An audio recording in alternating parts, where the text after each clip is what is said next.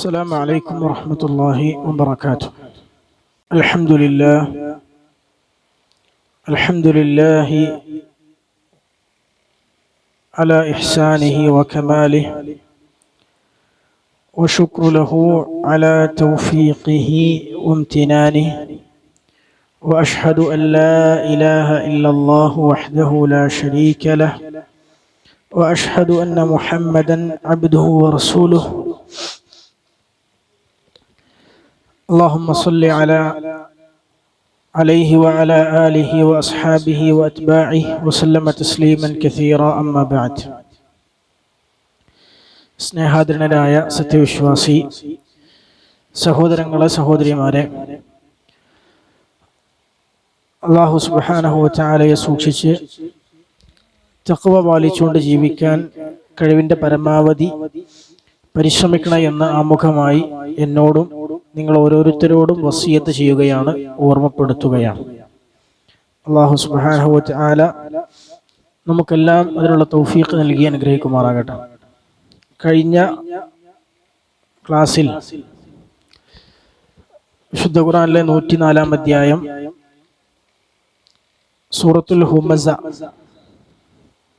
സൂറത്തുൽ ഹുമസയുടെ തുടക്കത്തിലുള്ള 3 ആയത്തുകളാണ് കഴിഞ്ഞ ക്ലാസ്സിൽ അതിൻ്റെ അർത്ഥവും ആശയവും ഒക്കെ നമ്മൾ പഠിച്ച് മനസ്സിലാക്കി. അതുമായി ബന്ധപ്പെട്ട് അതിൻ്റെ അർത്ഥം ആശയമൊക്കെ നമുക്കെല്ലാവർക്കും അറിയാം. എന്നാലും മറന്നവർക്കൊന്ന് ഓർമ്മയാകാൻ, ഓർമ്മയുള്ളവർക്ക് സമ്മാനം കിട്ടാൻ വേണ്ടി നമ്മൾ കുറച്ച് ചോദ്യങ്ങൾ ചോദിക്കും ഇൻഷാ അല്ലാഹ്. അപ്പോൾ ഉത്തരം പറഞ്ഞ 2 മെച്ചാണ്. 1 സമ്മാനം കിട്ടും, 3 മറന്നോലെ ഓർമ്മാക്കിയ കൂലിയും കിട്ടും. ഉത്തരം പറഞ്ഞോലല്ലേ ഓർമ്മാക്കണത്, മറന്നവരെ ഓർമ്മയാക്കിയ ഒരു നാഫിആയ ഇൽമ് ഓർമ്മയാക്കിയ പ്രതിഫലം കൂടി കിട്ടും. അത് പടച്ചോൻ തരും. സമ്മാനം ഇവിടുന്ന് ഞാനും തരും ഇൻഷാ അല്ലാഹ്. എന്താണ് സൂറത്തുൽ ഹുമസ? വിശുദ്ധ ഖുർആനിൽ എത്രാമത്തെ അധ്യായമാണ് സൂറത്തുൽ ഹുമസ? 104-ാമത്തെ അധ്യായമാണ് സൂറത്തുൽ ഹുമസ. 104-ാം അധ്യായം സൂറത്തുൽ ഹുമസ എവിടെ അവതരിച്ച അധ്യായമാണ്? മക്കയിൽ അവതരിച്ചതാണോ? മക്ക. മാഷാ അല്ലാഹ്, ബാറക്കല്ലാഹു ഫീക്കും. സൂറത്തുൽ ഹുമസ മക്കയിൽ അവതരിച്ചതാണ്. ആ വിഷയത്തിൽ ഇജ്മാ ഉണ്ട്, ഏകാഭിപ്രായമുണ്ട്. ഈ സൂറത്ത് അവതരിപ്പിച്ചതിന്റെ ലക്ഷ്യം എന്താണ്? സൂറത്ത് അവതരിപ്പിച്ചതിന്റെ ലക്ഷ്യം നമ്മൾ പറഞ്ഞിരുന്നു. എന്താണ് സൂറത്തുൽ ഹുമസ അവതരിപ്പിച്ചതിന്റെ ലക്ഷ്യമായി പണ്ഡിതന്മാർ പറഞ്ഞത്? ഇമാം ബിഖാഇ റഹിമഹുല്ലാ അദ്ദേഹത്തിന്റെ നസ്മുദ്ദുറർ എന്ന് പറഞ്ഞ ഗ്രന്ഥത്തിൽ സൂറത്തിന്റെ ഉദ്ദേശ ലക്ഷ്യം പറയുന്നത് കാണാൻ സാധിക്കും. ശരിക്കും വിശുദ്ധ ഖുർആനിൽ നമ്മൾ ശ്രദ്ധിക്കാത്തൊരു കാര്യമുണ്ട്. വിശുദ്ധ ഖുർആനിൽ ഓരോ സൂറത്തും ശരിക്കും ഒരു വഅദ് പോലെയാണ്. നമ്മളൊരു വഅദ് സംഘടിപ്പിക്കൂലേ, ഒരു പരിപാടി, ഒരു വഅദ് പറയുമ്പോൾ അതിന് പ്രധാനപ്പെട്ട ഒരു വിഷയം ഉണ്ടാവും അല്ലെ? പക്ഷെ അത് മാത്രം ഒരു വഅദിൽ പറയുള്ളൂ അല്ല. പ്രധാനപ്പെട്ട ഒരു വിഷയം ഉണ്ടെങ്കിലും അവിടെ പറയേണ്ട പല സംഗതികളും അതിന്റെ അടിയിൽ എന്ത് ചെയ്യും? പ്രഭാഷകൻ കൊണ്ടുവരും. സന്ദർഭം പരിഗണിച്ച്, സാഹചര്യം പരിഗണിച്ച്, പറഞ്ഞൊരു വിഷയവുമായി ബന്ധമുള്ളത് പരിഗണിച്ച്, പല കാര്യങ്ങൾ പരിഗണിച്ച് എന്ത് ചെയ്യും? ആവശ്യത്തിന്റെ പ്രാധാന്യം കണക്കിലെടുത്ത്. ഇപ്പൊ ഉദാഹരണം പറഞ്ഞാൽ നമ്മളെ നാട്ടിൽ എന്ത് വാദം വെക്കുകയാണെങ്കിലും അതിൽ തൗഹീദ് കൊണ്ടുവരല് അത്യാവശ്യമാണ്. എന്ത് പരിപാടി വെക്കുകയാണെങ്കിൽ തൗഹീദ് കൊണ്ടുവരൽ അത്യാവശ്യമാണ്. കാരണം തൗഹീദ് ഇല്ലാത്ത ഒരുപാട് ആളുകൾ അത് കേൾക്കാനുണ്ടാവും. അപ്പൊ ഇതുപോലെ എന്ത് വിഷയത്തിൽ വാദ വെക്കുമ്പോഴും അതിന്റെ ഉള്ളിൽ പല വിഷയങ്ങൾ അതിന്റെ ഉള്ളിലേക്ക് കയറി വരും. അതുപോലെയാണ് ഖുർആനിലെ ഓരോ സൂറത്തും. ഖുർആനിലെ ഓരോ സൂറത്തും ശരിക്കും ഒരു വാദ പോലെയാണ്. ഖുർആനിലെ ഓരോ സൂറത്തും ഓരോ വാദാണ്. അപ്പൊ ഓരോ വാദിന് എന്തുണ്ടാവും? ഓരോ വിഷയം ഉണ്ടാവും. അപ്പൊ അതാണ് അതിന്റെ ആ വാദിന്റെ പ്രധാനപ്പെട്ട ഉദ്ദേശ ലക്ഷ്യം. എന്താ? ആ വിഷയം പഠിപ്പിക്കുക, ആ വിഷയം പറഞ്ഞു കൊടുക്കുക എന്നുള്ളതാണ്. ആ ഒരു സൂറത്ത് അല്ലാഹു അവതരിപ്പിച്ചതിന് അതുപോലെ മുഖ്യമായ ഒരു ലക്ഷ്യമുണ്ടാകും. പ്രധാനപ്പെട്ട ഒരു വിഷയം, ഒരു ലക്ഷ്യം അതിനുണ്ടാകും. അപ്പോ അതുപോലെ അതാണ് നമ്മൾ ഉദ്ദേശ ലക്ഷ്യം എന്ന് പറയുന്നത്. അപ്പൊ ഉദ്ദേശ ലക്ഷ്യം വേറെയാണ്. അതിൽ പറയപ്പെട്ടതിൽ കൈകാര്യം ചെയ്ത വിഷയങ്ങൾ അത് മാത്രം ആയിക്കൊള്ളുന്നില്ല, വേറെയും കുറെ വിഷയങ്ങൾ അതിന്റെ ഉള്ളില് റബ്ബ് കൊണ്ടുവന്നിട്ടുണ്ടാവും. മനസ്സിലായില്ലേ? അപ്പോ എന്താണ് സൂറത്തുൽ ഹുമസയുടെ ലക്ഷ്യം? പണ്ഡിതന്മാർ പറഞ്ഞത് ആർക്കും അറിയില്ലല്ലേ. ദിക്റു ഔസാഫിൽ ഹാലികീൻ, നശിക്കുന്നവരുടെ, പിന്നെ ഹലക്ക എന്ന് പറഞ്ഞ നശിച്ചു, ഹാലിക് എന്ന് പറഞ്ഞ നശിച്ചവൻ, നശിച്ചവരുടെ വിശേഷണങ്ങൾ പറയാം. എന്തൊക്കെ പ്രത്യേകതകളാണ് നശിച്ചവർക്കുണ്ടാവുക, നശിക്കുന്നവർക്ക് എന്തൊക്കെ പ്രത്യേകതകളുള്ളത്. അപ്പൊ എന്തിനാ നമ്മൾ പഠിക്കണത്? അതിൽ അകപ്പെടാതിരിക്കാൻ. അതിൽ നിന്ന്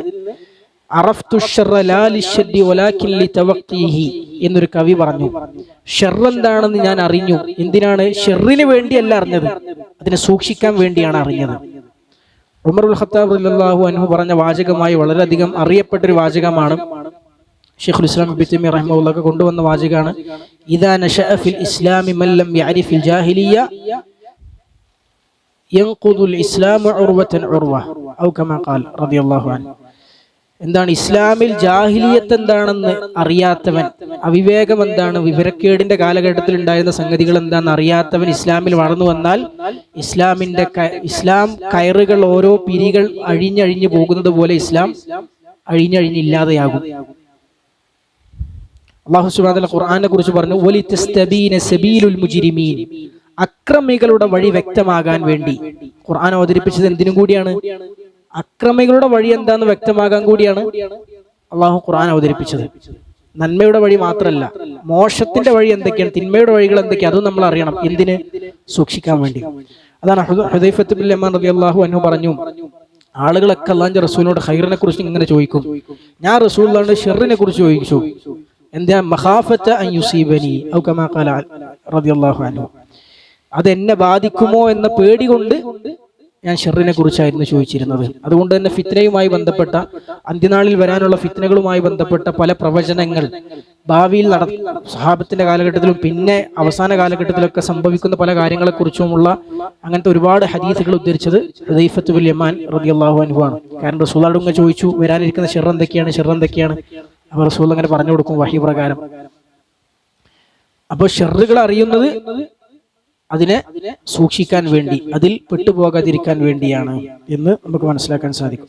അപ്പോ ദിക്റു ഔസാഫിൽ ഹാലിക്കീൻ, നശിച്ചവരുടെ പിന്നെ വസ്ഫുകൾ എന്തൊക്കെയാണ്, പ്രത്യേകതകൾ എന്തൊക്കെയാണെന്നുള്ളത് പറയലാണ് ഈ സൂറത്ത് അവതരിപ്പിച്ചതിന്റെ ലക്ഷ്യം. ഇനി എന്താണ് ഹുമസത്തിൽ ലുമസ എന്ന് പറഞ്ഞാൽ? ഹുമസത്തിൽ ലുമസ, കുത്തിപ്പറയലും അതായത് നമുക്ക് ഏറ്റവും ചുരുങ്ങി നമുക്ക് എങ്ങനെ പറയാം, മറ്റൊരാളെ വില കുറക്കുന്ന, നിന്ദിക്കുന്ന, മറ്റൊരു വ്യക്തിയുടെ അഭിമാനത്തിന് ക്ഷതമേൽപ്പിക്കുന്ന, അവരെ നിന്ദിക്കുന്ന എന്ത് പ്രവർത്തനം, അതൊരാളെ മുമ്പെന്ന് ചെയ്യണായാലും ഒരാളുടെ അസാന്നിധ്യത്തിൽ ചെയ്യുന്നതായാലും, അത് വാക്കുകൊണ്ടുള്ളതായാലും പ്രവർത്തനങ്ങൾ കൊണ്ടുള്ളതായാലും ആംഗ്യം കൊണ്ടുള്ളതായാലും എല്ലാം ആ ഒരു പ്രയോഗത്തിൽ വന്നു. അങ്ങനെ ചെയ്യുന്ന ആളുകൾ, മറ്റൊരാളെ അഭിമാനത്തിന് ക്ഷതമേൽപ്പിക്കുന്ന, നിന്ദിക്കുന്ന പ്രവർത്തനങ്ങൾ, വാക്കുകൾ പറയുന്ന എന്ത് പ്രവർത്തനത്തിൽ ഏർപ്പെടുന്ന ആളും ഹുമസത്തിൽ ലുമസ എന്ന് പറഞ്ഞ രണ്ട് പദത്തിൽ കടന്നു വന്നു. പിന്നെ അതുപോലെ തന്നെ എന്താണ് അദ്ദദ എന്ന് പറഞ്ഞ വാക്കിന്റെ അർത്ഥം? എണ്ണി തിട്ടപ്പെടുത്തുക. ബാറക്കല്ലാഹു ഫീക്കും. സമ്മാനം തരണോ? അതിന് വേറെ ആരെയും പറഞ്ഞില്ലെങ്കിൽ സമ്മാനം കൊടുക്കേനും പറഞ്ഞിട്ടുണ്ടാവും, ഞാൻ കേട്ടിട്ടില്ല. പിന്നെ യഹ്സബു അന്ന മാലഹു അഖ്ലദ, എന്താണ് അഖ്ലദ എന്ന് പറഞ്ഞ? അവനെ ശാശ്വതമാക്കുക എന്നാണ്. അവനെ അവന്റെ വിചാരം എന്താണ്? സമ്പത്ത് അവനെ ശാശ്വതനാക്കും, നിത്യവാസിയാക്കും എന്നാണ് അവന്റെ വിചാരം എന്നാണ് അതിന്റെ അർത്ഥം എന്ന് നമ്മൾ പറഞ്ഞിരുന്നു.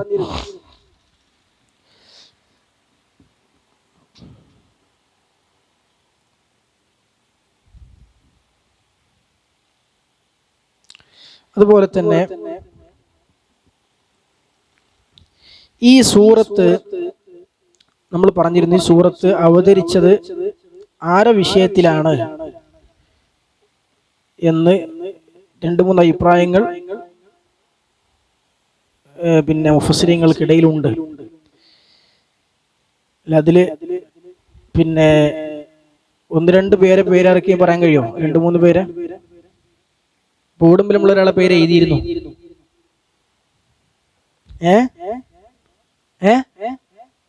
എന്താണ്? വലീദ് ബിൻ മുഗീറ. ഒരു അഭിപ്രായം വലീദ് ബിൻ മുഗീറ. പിന്നെ ഒരു അഭിപ്രായം കാബില്ല. പിന്നെ ഉമയ്യത്ത് ബിൻ ഖലഫ്. പിന്നെ നമ്മൾ ബോർഡും എഴുതിയ പേര് അൽ അഖ്നസ് ബിൻ ശരീഖ്. അപ്പൊ ഇങ്ങനെയൊക്കെ അഭിപ്രായം മുൻഗാമികൾക്കിടയിലുണ്ട്. ഇവരൊക്കെ പ്രത്യേകത എന്തായിരുന്നു? ഇവരുടെയൊക്കെ പ്രത്യേകത എന്തായിരുന്നു? ധാരാളമായി ജനങ്ങളെ പരിഹസിക്കുകയും കളിയാക്കുകയും നിന്ദിക്കുകയും പ്രത്യേകിച്ച് വിശ്വാസികളെ അങ്ങനെ പ്രയാസപ്പെടുത്തിയിരുന്ന ആളുകളായിരുന്നു ഇവരൊക്കെയും. അപ്പൊ അവരുടെ വിഷയത്തിലാണ് ഈ സൂറത്ത് അവതരിപ്പിച്ചത് എന്ന് പല മുഫസ്സിരീങ്ങളും പറഞ്ഞത് കാണാൻ സാധിക്കും. അതുപോലെ തന്നെ ഈ ആയത്തുമായി സാദൃശ്യമുള്ള മറ്റൊരു ആയത്ത് നമ്മൾ പറഞ്ഞു. സൂറത്ത് തൗബയുടെ 79-ാമത്തെ ആയത്ത്, അല്ലദീന യൽമിസൂനൽ മുത്തവ്വിഈന മിനൽ മുഅ്മിനീന ഫിസ്സദഖാത്ത്. ഐച്ഛികമായി തങ്ങളുടെ ഭാഗത്ത് നിന്ന് സ്വതക്കകൾ ഐച്ഛികമായി ചെയ്യുന്ന ആളുകളെ പരിഹസിക്കുന്ന, അവരെ നിന്ദിക്കുന്ന, അവരെ ആംഗ്യം കാണിച്ചുകൊണ്ടൊക്കെ അവരെ വില കുറച്ച് കാണിക്കുന്ന ആളുകൾ. വല്ലദീന ലാ യജിദൂന ഇല്ലാ ജുഹ്ദഹും. അവർക്ക് പ്രയാസപ്പെട്ട് എടങ്ങാറായി അവർ ഉണ്ടാക്കുന്ന സമ്പത്തല്ലാതെ കുറച്ചല്ലാതെ അവർക്ക് കൊടുക്കാൻ സാധിക്കുന്നില്ല. അങ്ങനെയുള്ള ആളുകളെയും പരിഹസിക്കുന്ന ആളുകൾ. ഫയസ്ഖറൂന മിൻഹും. അവരെ ഇവർ പരിഹസിക്കുകയാണ് എന്ന് പറഞ്ഞു. ഈ പരിഹസിക്കുന്നത് ആരാ? പരിഹസിച്ചിരുന്ന ആരാ? മുനാഫിഖീങ്ങളാണ്. മുനാഫിഖീങ്ങളായിരുന്നു ഈ പരിഹസിച്ചിരുന്നത്, അല്ലേ? പിന്നെ അതുപോലെ തന്നെ മുനാഫിഖീങ്ങളുടെ സ്വഭാവമാണെന്ത്? വിശ്വാസികൾ ചെയ്യുന്ന നന്മകളെ പറഞ്ഞ് നിങ്ങളിപ്പോ വലിയതൊക്കെ ചെയ്തിട്ടാ, നിങ്ങൾ കുറെ കൊടുത്തിട്ടാ, നിങ്ങളിത് കിട്ടിയിട്ട് വേണപ്പോ എന്നൊക്കെ ചോദിച്ചിട്ട് പറയുന്ന പരിപാടി. അത് ശരിക്കും ആരുടെ പരിപാടിയാണ്? മുനാഫിഖീങ്ങളുടെ പരിപാടിയാണ്. അള്ളാഹു ശക്തമായി അതിനെ സൂറത്ത് തൗബയുടെ 79-ാമത്തെ ആയത്തിൽ അതിനെ ശകാരിച്ച് അതിനെ ആക്ഷേപിച്ചിട്ടുണ്ട്. അതുപോലെ തന്നെ സമ്പത്ത് എണ്ണിത്തിട്ടപ്പെടുത്തുക എന്ന് പറഞ്ഞു, അല്ലെ? എന്താണ് അതിന്റെ ഉദ്ദേശം? സമ്പത്ത് എണ്ണാൻ പാടില്ലേ? സമ്പത്ത് ഒരുമിച്ച് കൂട്ടുകയും അതിനെ എണ്ണിത്തിട്ടപ്പെടുത്തുകയും ചെയ്യുന്നവർ, എന്താ അതിന്റെ ഉദ്ദേശം? ആ ആ ആ അതായത് സമ്പത്ത് കുറഞ്ഞു പോകുമോ എന്നുള്ള പേടി. ആ പേടിയോണ്ട് ഒരുമിച്ച് കൂട്ടുക, എങ്ങനെ ഇടയ്ക്കിടയ്ക്ക് എണ്ണി നോക്കുക. ശരിയല്ലേ? അക്കൗണ്ട് ഒക്കെ റെഡി അല്ലേ? കറക്റ്റ് അല്ലേ? ആ പേടി പ്രശ്നമാണ്. ആ പേടി ആരിൽ നിന്നുണ്ടാവണതാണ്? പിശാചിൽ നിന്നുണ്ടാവണതാണ്. അല്ലാഹു സുബ്ഹാനഹു വ വിശുദ്ധ ഖുർആനിൽ പറഞ്ഞിട്ടുണ്ട്, യുഖവ്വിഫൂനകും. പിശാച് എന്ത് ചെയ്യുന്നു? നിങ്ങളെ ഭയപ്പെടുത്തുന്നു, അല്ലേ? വേറെയും ഒരുപാട് പ്രാമാണിക വചനങ്ങൾ വന്ന കാര്യമാണ്. ഫഖർ പറഞ്ഞുകൊണ്ട് എന്ത് ചെയ്യും? പിശാച് വിശ്വാസികളെ ഭയപ്പെടുത്തും. ആ പേടിയിൽ നിന്നാണ് എന്ത് ബേജാറ്? കുറെ ഒരുമിച്ച് കൂട്ടുക, എണ്ണുക, ഒരുമിച്ച് കൂട്ടുക, എണ്ണുക, ഇതന്നെ പരിപാടി. അപ്പൊ അങ്ങനെയുള്ള ആളുകൾ എന്തായാലും സ്വതക്ക ചെയ്യൂല, നല്ല മാർഗങ്ങൾ ചെലവാക്കൂല. കാരണം എന്താ? കുറഞ്ഞു പോകുന്നു പേടിച്ചിട്ട്. മനസ്സിലായോ? അപ്പൊ ആ സ്വഭാവത്തെയാണ് അല്ലാഹു സുബ്ഹാനഹു വ തആല ഇവിടെ പറയുന്നത്. അല്ലാഹു സൂറത്തു നിസായിൽ പറഞ്ഞു, അല്ലദീന യബ്ഖലൂൻ. ഒരു പിശുക്ക് കാണിക്കുന്ന ആളുകൾ. അല്ലാഹു സുബ്ഹാനഹു വ തആല മുഖ്താലുൻ ഫഖൂറിനെ ഇഷ്ടപ്പെടുന്നില്ല. മുഖ്താൽ എന്ന് പറഞ്ഞാല് പിന്നെ ദുരഭിമാനി, ഫഖൂർ അല്ല, പിന്നെ അഹങ്കാരി. ഫഖൂർ എന്ന് പറഞ്ഞാൽ ദുരഭിമാനി. അപ്പൊ അഹങ്കാരിയും ദുരഭിമാനിയുമായ ആളുകൾ അല്ലാഹു സുബ്ഹാനഹു വ തആല ഇഷ്ടപ്പെടുന്നില്ല. അവരുടെ പ്രത്യേകത എന്താ? അല്ലദീന യബ്ഖലൂൻ. അവർ പിശുക്ക് കാണിക്കുന്നവരാണ്, ഒന്നാമത്തെ പ്രത്യേകത. രണ്ടാമത്തെ വയഅ്മുറൂന അന്നാസ ബിൽ ബുഖ്ലി. ജനങ്ങളോട് പിശുക്ക് കാണിക്കാൻ വേണ്ടി കൽപ്പിക്കുകയും ചെയ്യും. ഒരു പിശുക്ക് കാണിക്കാൻ മാത്രമല്ല, ചെലവാക്കണമല്ലോ ചെലവാക്കാൻ സമ്മതിക്കൂല. മൂന്നാമത്തെ പ്രത്യേകത വയക്തുമൂന മാ ആതാഹുമുല്ലാഹു മിൻ ഫദ്ലിഹി. അവർക്ക് അല്ലാഹു നൽകിയ ഔദാര്യത്തെ അവര് മറച്ചു വെക്കും, അത് കാണിക്കൂല. അത് അവരുടെ ജീവിതത്തിലും ഉണ്ടാവില്ല, അവരുടെ സ്വന്തം ജീവിതത്തിലും ഉണ്ടാവില്ല, വേറെ ഉള്ളവർക്ക് കൊടുത്തിട്ടും കാണിക്കൂല. അപ്പൊ ഈ പ്രത്യേകതകൾ ആരുടെ പ്രത്യേകതയാണ്? അല്ലാഹു ഇഷ്ടപ്പെടാത്ത ദുരഭിമാനികളുടെയും അഹങ്കാരികളുടെയും പ്രത്യേകതയായിട്ടാണ് അല്ലാഹു സുബ്ഹാനഹു വ തആല പറയുന്നത്. ഇനി സമ്പത്ത് അവനെ നിത്യനാക്കും എന്നാണ് അവന്റെ വിചാരം എന്ന് പറഞ്ഞു, അല്ലെ? അതിന്റെ ഉദ്ദേശം, അതിന് വ്യത്യസ്ത തരം ഉദ്ദേശങ്ങൾ നമ്മൾ പറഞ്ഞിരുന്നു. അതായത് ഒന്ന്, ചില ആളുകളെ വിചാരം എന്താ വെച്ചാൽ സമ്പത്ത് അവനെ നിത്യനാക്കുന്നു പറഞ്ഞു കഴിഞ്ഞാൽ എന്നാണ് അവൻ വിചാരിക്കുന്നത് പറഞ്ഞാൽ അവൻ എന്ത് ചെയ്യും? ഭയങ്കരമായ പ്രതീക്ഷ അർപ്പിക്കും. എനിക്ക് അങ്ങനെ ചെയ്യാം, ഇങ്ങനെ ചെയ്യാം, ഞാൻ അങ്ങനെ വീടുണ്ടാക്കും, ഞാൻ ഇങ്ങനെ കാറ് വാങ്ങും, ഞാൻ അങ്ങനെ. ഇതെപ്പോഴാണ് ഒരു മനുഷ്യന് വരിക? സമ്പത്ത് ഇങ്ങനെ ഉണ്ടായാൽ എനിക്ക് എല്ലാം ഇങ്ങനെ കിട്ടും അല്ലെ, ഞാൻ ഇങ്ങനെ കുറെ കാലം ഇവിടെ ജീവിക്കും എന്നുള്ള തോന്നൽ, ആ അർത്ഥം അതിനെ സൂചിപ്പിച്ചാണ് എന്ത് പറഞ്ഞത്? യഹ്സബു അന്ന മാലഹു അഖ്ലദ എന്ന് പറഞ്ഞത്. അവന്റെ അമാനി എന്ന് പറയും അറബിയിൽ. അമാനി, അമൽ, പ്രതീക്ഷ, അതിങ്ങനെ വർദ്ധിപ്പിക്കും, അതിങ്ങനെ വർദ്ധിച്ചുകൊണ്ടിരിക്കുന്ന അവസ്ഥ. അമിതമായ പ്രതീക്ഷ ഉണ്ടാവുക. അമിതമായി പ്രതീക്ഷയും പിന്നെ എന്താ പറയാ, നടക്കാത്ത സ്വപ്നങ്ങൾ എന്ത് ചെയ്യുക, അങ്ങനെ കണ്ടുകൊണ്ടിരിക്കുക. ആ അവസ്ഥയിലേക്ക് മനുഷ്യൻ ആയിത്തീരുന്നതിനെ കുറിച്ചാണ് പറഞ്ഞത് എന്ന് പിന്നെ ഒരു അഭിപ്രായം അല്ലെ. അതുപോലെ തന്നെ ഇത് എന്തിനുദ്ദേശിച്ച് പറഞ്ഞാന്നാണ് വേറെ അഭിപ്രായം. ഇപ്പൊ വലിയ വലിയ കെട്ടിടങ്ങൾ ഒക്കെ ഉണ്ടാക്കി പിന്നെ വലിയ ഒക്കെ പിന്നെ സുഖാനുഗ്രഹങ്ങൾ വെട്ടിപ്പിടിക്കാൻ വേണ്ടി കഠിനമായി അധ്വാനിക്കാം. അപ്പൊ അങ്ങനെ അധ്വാനിക്കുന്നത് ഒരാളുടെ ജീവിതം കൊണ്ട് ആള് പറയണത് എന്താ? ഞാൻ ഇവിടെ കുറെ കാലം ഉണ്ടാവുന്നതാണ്, ഞാൻ ഏത് സമയം ഇവിടുന്ന് മരിച്ചു പോകേണ്ടവനാണെന്നുള്ള ചിന്ത ഉള്ളവൻ എന്ത് ചെയ്യൂല? വലിയ വീടുണ്ടാക്കി ഭയങ്കര അതാണ് എല്ലാം എന്ന് കരുതി. വലിയ വീടുണ്ടാക്കിയ തെറ്റൊന്നുമല്ല കേട്ടോ. റസൂലുള്ളാഹി സ്വല്ലല്ലാഹു അലൈഹി വസല്ലം പറഞ്ഞു, ഇന്ന മിൻ സഅദത്തിൽ മർഇ, ഒരു വ്യക്തിയുടെ സൗഭാഗ്യത്തിൽപ്പെട്ടതാണ് 3 കാര്യങ്ങൾ. പക്ഷെ അത് എന്ത് മനസ്സിലുണ്ടാക്കുന്നു എന്നുള്ള, എന്റെ കുടുംബക്കാർക്ക് എല്ലാവർക്കും താമസിക്കാനുള്ള സൗകര്യം ഉണ്ടാവണം എന്നുള്ള മനസ്സിലുണ്ടാക്കിയ ഈ പ്രശ്നമൊന്നുമില്ല. നേരെ മറിച്ച് ഇവിടുത്തെ സുഖാനുഗ്രഹങ്ങളാണ് എല്ലാം കരുതി ഇവിടെ ഞാൻ ഇവിടുത്തെ ലോകമാണ് ലോകം എന്ന് കരുതിയിട്ട് ബാക്കി എല്ലാം മറന്ന് അതിന്റെ പിന്നാലെ നടക്കുകയാണെങ്കിലോ അത് പ്രശ്നമാണ്. അങ്ങനൊന്നല്ല. അവന്റെ ബാധ്യതകൾ നിർവഹിക്കുന്നുണ്ട്, ദീനിനോടുള്ള അള്ളാഹുവിനോട് കടപ്പാട് നിർവഹിക്കുന്നുണ്ട്, അടിമകളുടെ കടപ്പാട് നിർവഹിക്കുന്നുണ്ട്, പരലോകത്തെ കുറിച്ച് ബോധമുണ്ട്, ഇബാദത്തുകളുണ്ട്, എല്ലാം ഉണ്ട്. അതിന്റെ കൂടെ സമ്പത്ത് ഉണ്ടാവുന്നു. ഉള്ളപ്പോൾ എന്ത് ചെയ്തു? നല്ല വാഹനമായി. റസൂലിനോട് ചോദിച്ചില്ല, അള്ളാഹിന്റെ റസൂലെ, ഒരു വ്യക്തി അവന്റെ നല്ല വസ്ത്രം നന്നാകാനും ചെരുപ്പ് നന്നാവാൻ ഉദ്ദേശിക്കുന്നു. റസൂൽ പറഞ്ഞെന്താ? ഇന്നല്ലാഹ ജമീലുൻ യുഹിബ്ബുൽ ജമാൽ, അതിന് കുഴപ്പമില്ല എന്നാ പറഞ്ഞത്. റസൂൽ പറഞ്ഞു 3 കാര്യങ്ങൾ മനുഷ്യന്റെ സൗഭാഗ്യത്തിൽപ്പെട്ടതാണ്. അതിലൊന്ന് വിശാലമായ വീടാണ്. റസൂൽ പറഞ്ഞത് വിശാലമായ വീടും പിന്നെ സമാധാനമുള്ള, അതായത് പ്രയാസമുണ്ടാക്കാത്ത വാഹനം, സമാധാനത്തോടു കൂടി നല്ല അവസ്ഥയിൽ സുഖമുള്ള വാഹനം. അൽ മർക്കബുൽ ഹനി എന്ന് പറഞ്ഞാൽ സുഖമുള്ള വാഹനം. 3ാമത് പറഞ്ഞത് അൽ മർഅത്തു സ്വാലിഹ, നല്ല ഇണയുണ്ടാവുക, നല്ല ഭാര്യ ഉണ്ടാവുക. ഇതൊരു മനുഷ്യന്റെ സൗഭാഗ്യമായിട്ടാണ് റസൂലുള്ളാഹി സ്വല്ലല്ലാഹു അലൈഹി വസല്ലം പറഞ്ഞത്. നേരെ തിരിച്ച് ദൗർഭാഗ്യമായിട്ടും അതേ ഹദീസിൽ കാണാൻ സാധിക്കും. ഇടുങ്ങിയ വീട്, അത് വീട്ടിൽ മര്യാദക്കൊന്ന് തിരിയാൻ സ്ഥലമില്ല, ഭയങ്കര പ്രയാസം. അതൊരു മനുഷ്യന്റെ ദുനിയാവിലുള്ള ഒരു ദൗർഭാഗ്യമാണത് അല്ലെ. അവന്റെ ആവശ്യങ്ങൾ, വീട് കൊണ്ട് അവന് കിട്ടേണ്ട ഒരു സമാധാനം കിട്ടാൻ പറ്റിയൊരു വീടല്ലെങ്കിൽ, ആ ഒരു ആവശ്യം നിറവേറ്റാൻ പറ്റിയൊരു വീടല്ലെങ്കിൽ അതൊരു കുറവാന്നുള്ള സംശയമില്ല.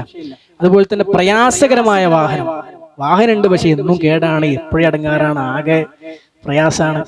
ഒരു മനുഷ്യൻ ആകെ വലയാൻ വണ്ടി കേടന്നാൽ മാത്രം മതി. വണ്ടി ഇങ്ങനെ കേടുന്നു കൊടുക്കുന്ന ആളാണെങ്കിൽ അയാളെ പൈസയും പോവും, സമയം പോവും, എല്ലാം പോവും അയിമല് അല്ലെ. അപ്പോ റസൂലുള്ള പറഞ്ഞ സത്യമാണ്. 3ാമത് റസൂലുള്ള പറഞ്ഞ എന്താ? തുഷിച്ച ഭാര്യ. അപ്പൊ ഇത് 3ഉം ഒരു മനുഷ്യന്റെ ഐഹിക ജീവിതം കുളമാകണ കാര്യങ്ങളാണ്.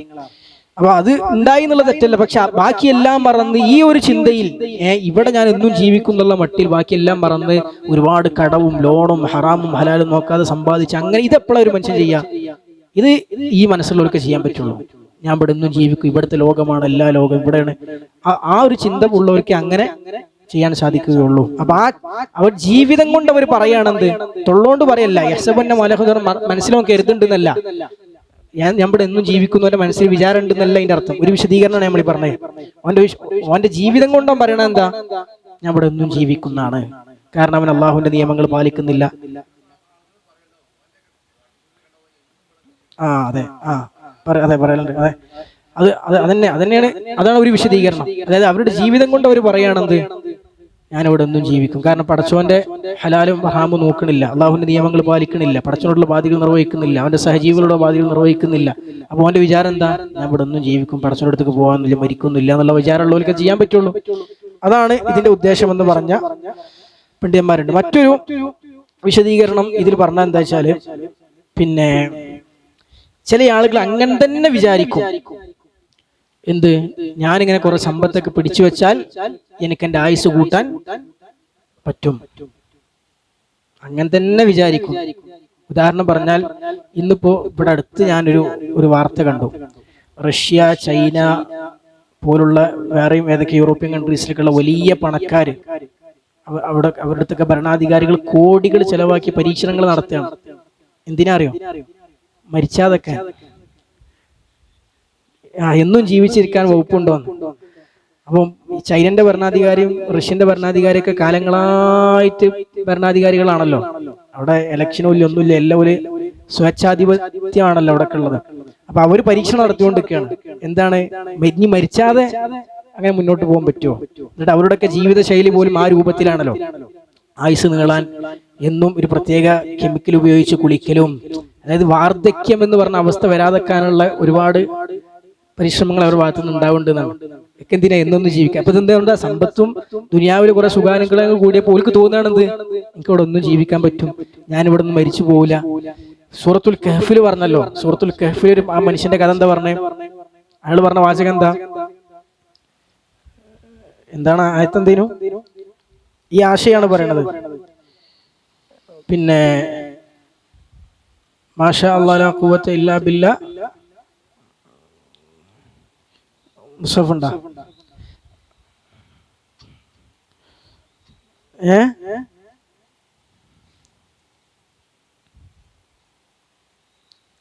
സൂറത്തുൽ കഹ്ഫിലെ ആയത്ത് എന്തായിരുന്നു?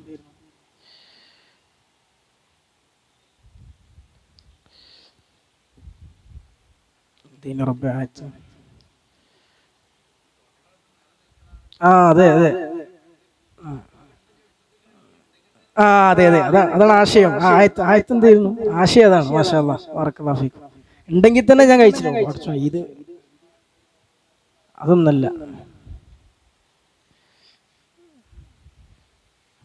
അത് ആദ്യം പറഞ്ഞവർക്ക് സമ്മാനമുണ്ട്, വേഗം കണ്ടെത്തിക്കോളി.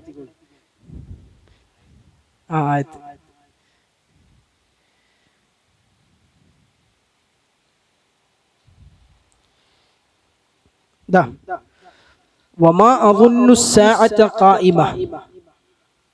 ഇനി അന്ത്യനാളൊന്നും ഉണ്ടാവുന്ന് ഞാൻ കരുതുന്നില്ല.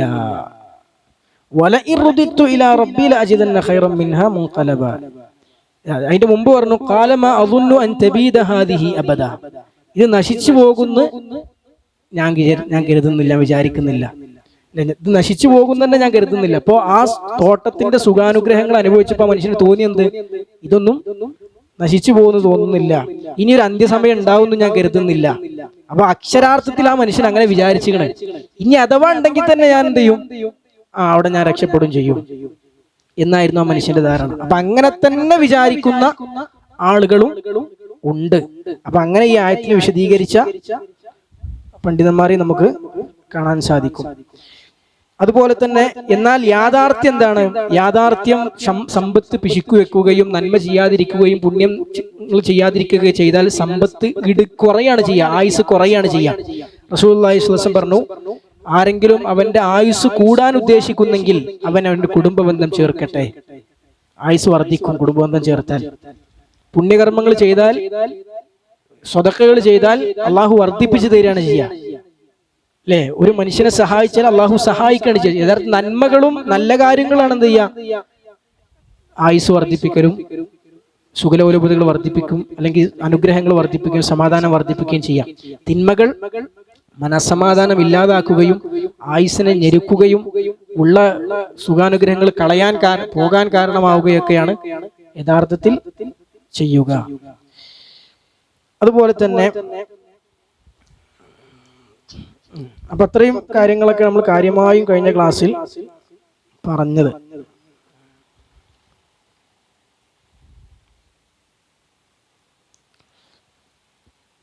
അതുപോലെ നമ്മൾ പറഞ്ഞിരുന്നു, ഈ ആയത്ത് വൈലുല്ലി കുല്ലി ഹുമസത്തിൽ ഹുമസ എന്ന് പറഞ്ഞല്ലോ. എന്താ വൈലിന്റെ അർത്ഥം? വൈലിന്റെ അർത്ഥം എന്താ? നാശം. വേറൊരു അർത്ഥം കൂടിയാണ്, വേറൊരു തഫ്സീറും കൂടി ഉണ്ട്. നരകത്തിലെ ഒരു താഴ്വരയാണ്, നരകത്തിലെ താഴ്വര എന്നും വിശദീകരണമുണ്ട്. അപ്പൊ ഇത് അന്ന് നമ്മൾ പറഞ്ഞ 2-3 ആൾക്കാരെ പേരിൽ ഓലെ വിഷയത്തിൽ ഇറങ്ങിയ സൂറത്താന്ന് പറഞ്ഞു. ഓൽക്ക് മാത്രമാണോ ഈ വൈലുള്ളത്, ഈ നാശമുള്ളത്? പിന്നെ ആർക്കൊക്കെ ബാധകമാണ്?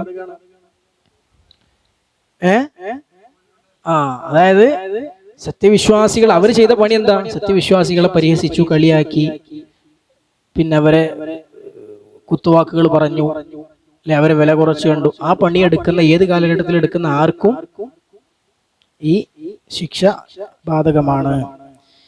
ഇനി നമ്മൾ അടുത്ത ഭാഗത്തേക്ക് കടക്കാം. ആദ്യം നമുക്കൊന്ന് പാരായണം ചെയ്യാം. അഊദു ബില്ലാഹി മിനശ് ശൈത്വാനിർ റജീം. ആദ്യം നമുക്ക് മൊത്തത്തിൽ തുടക്കത്തിൽ നിന്ന് നോക്കാം എല്ലാവർക്കും കൂടി.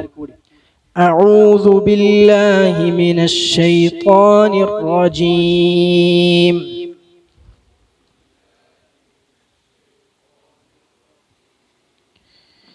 ബിസ്മില്ലാഹിർ റഹ്മാനിർ റഹീം.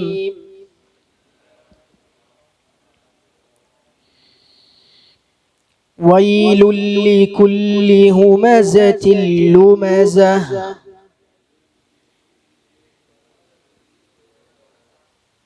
الذي جمع مالا وعدده.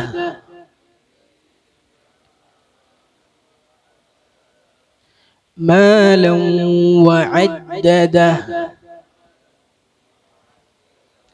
يحسب أن ماله أخلده.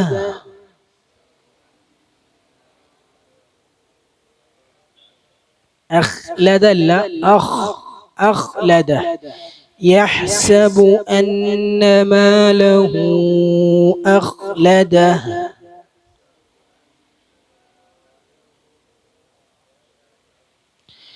ഇനി അടുത്ത ആയത്തുകൾ അത് ഞാൻ ഓതിത്തരാം, ശ്രദ്ധിച്ച് കേൾക്കാം.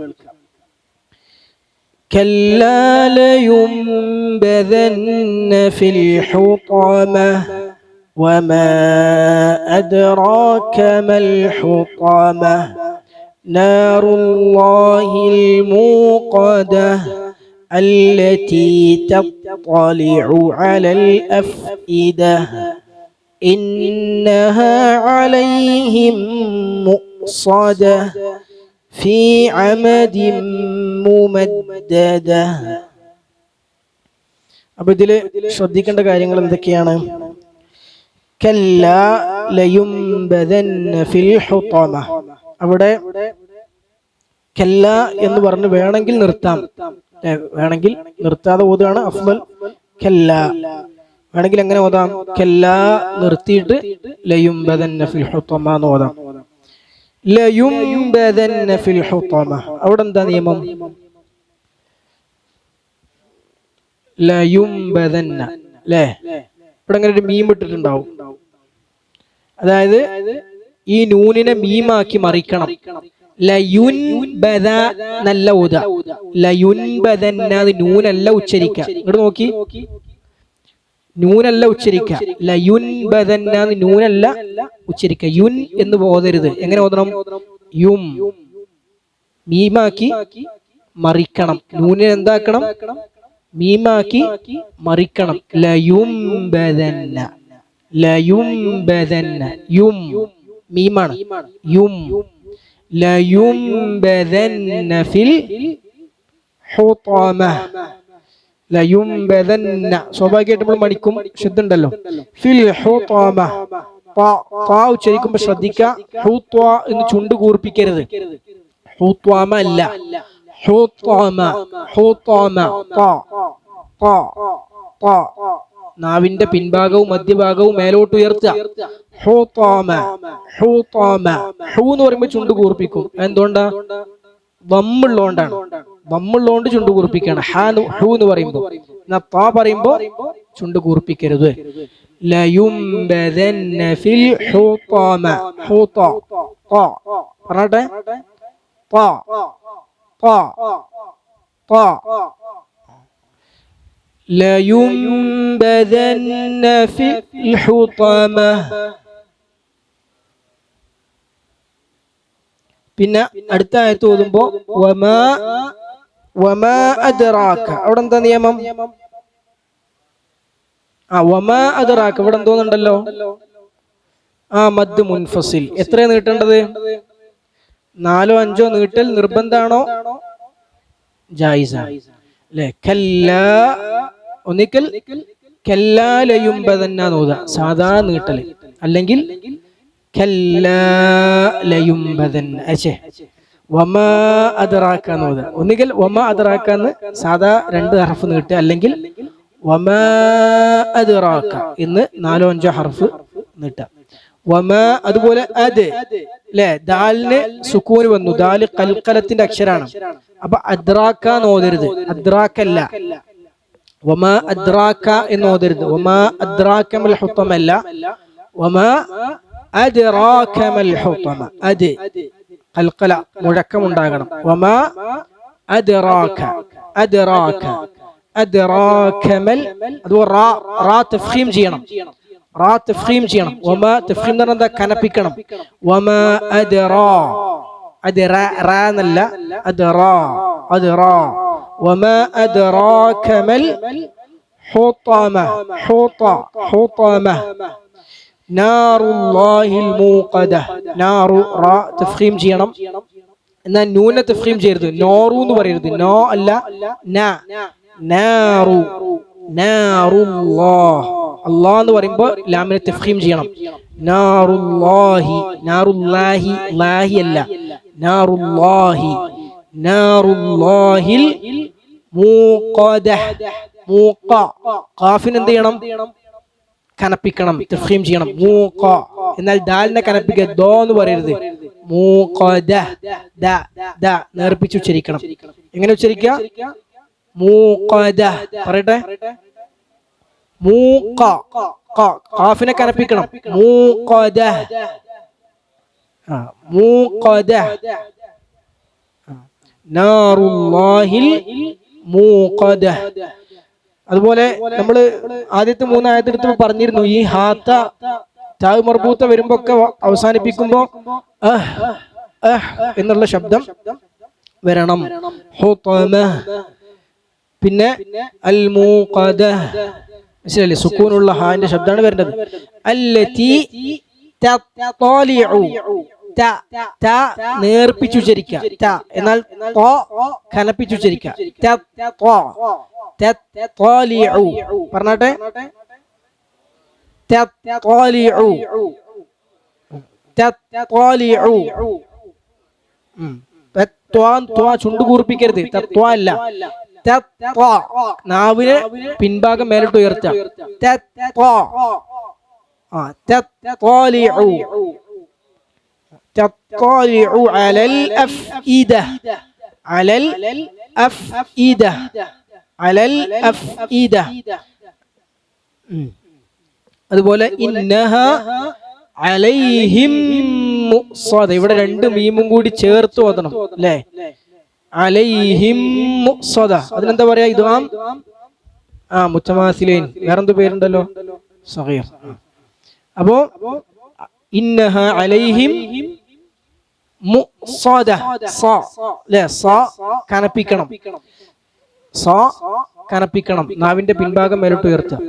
മുഖ്സദ മുഖ്സദ. ഫീ അമദിൻ മുമദ്ദദ.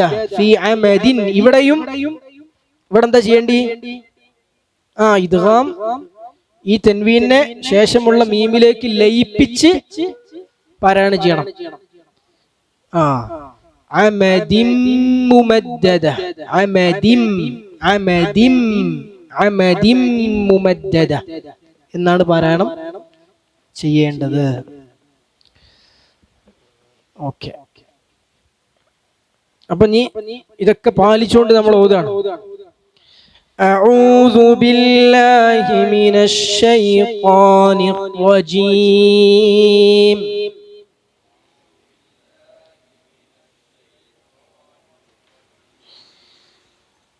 وما അതിന്റെ മുമ്പ് ഒരു ആയത്തുണ്ടല്ലേ كلا لينبذن في الحطمة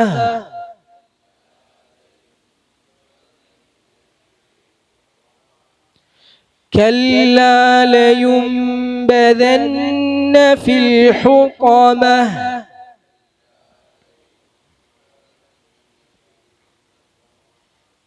حطمة كلا لينبذن في الحطمة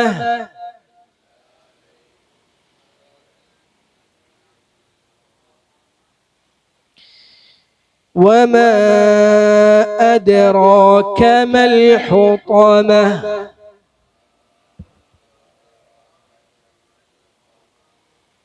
ഹുതമ ഹാന് ദമ്മാണ് അല്ലേ ഹു എന്ന് ദമ്മ കൃത്യമായി തന്നെ ഉച്ചരിക്കാം ഹതമ എന്ന് ഓതരുത് ഹതമ എന്ന് പറഞ്ഞ ദമ്മാണോ സുക്കൂനാണോ ഫത്ഹാണെന്ന് മനസ്സിലാകാത്ത കോലത്തിൽ ഓതരുത് ഹുതമ എന്ന് തന്നെ ഓതാ وما أدراك ما الحطمة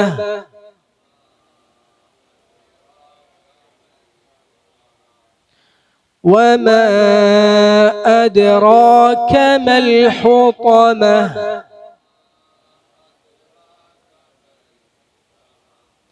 نار الله الموقدة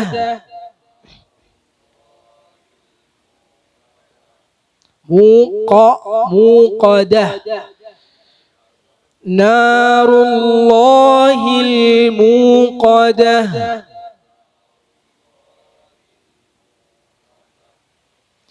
التي تطلع على الأفئدة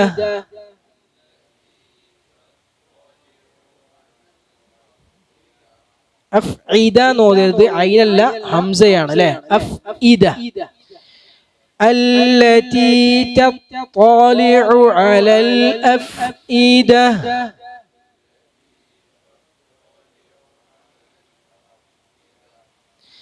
التي تطلع على الأفئدة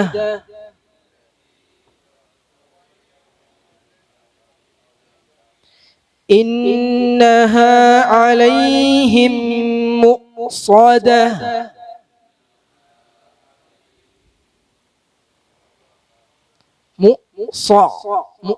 എന്ന് പറയുന്നത് ചുണ്ട് കൂർപ്പിക്കരുത് إنها عليهم مؤصدة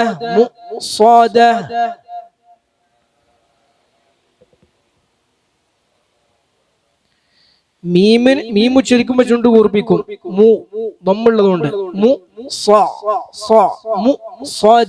എന്നാണ് പറയാം إنها عليهم مؤصدة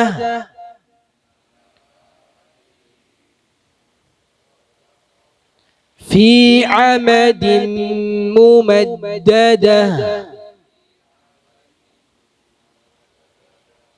في عمد ممددة عمد എന്ന് ഓതൂല ഇൻ എന്ന് തൻവീൻ അല്ല ഉച്ചരിക്കുക അമദിം എന്നാണ് ഓതുക في عمد ممددة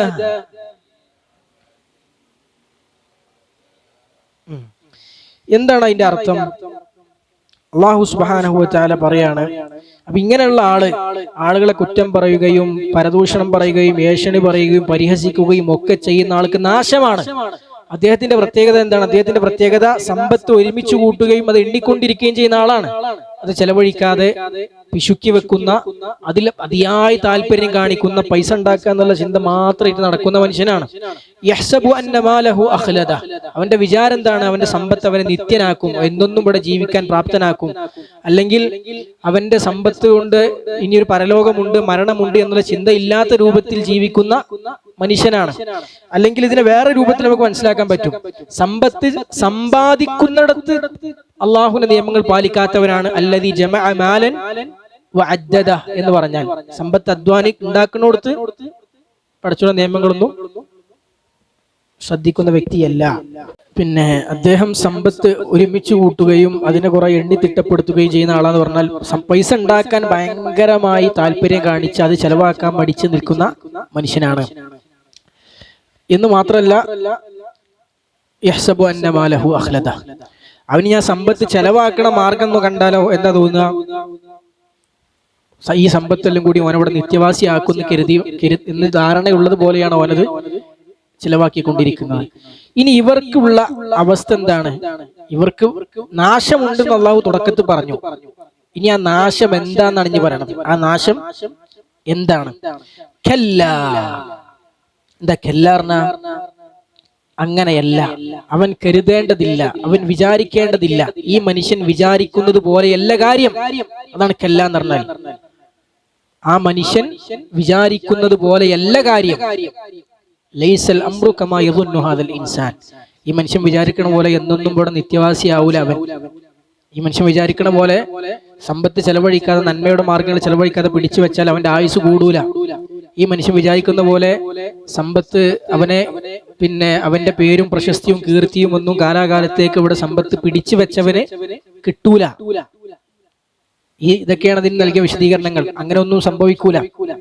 മറിച്ച് എന്താ സംഭവിക്കുക? എന്താ സംഭവിക്കല്? ലയുംബദന്ന. നമ്മളിവിടെ എഴുതിയിട്ടില്ലല്ലേ?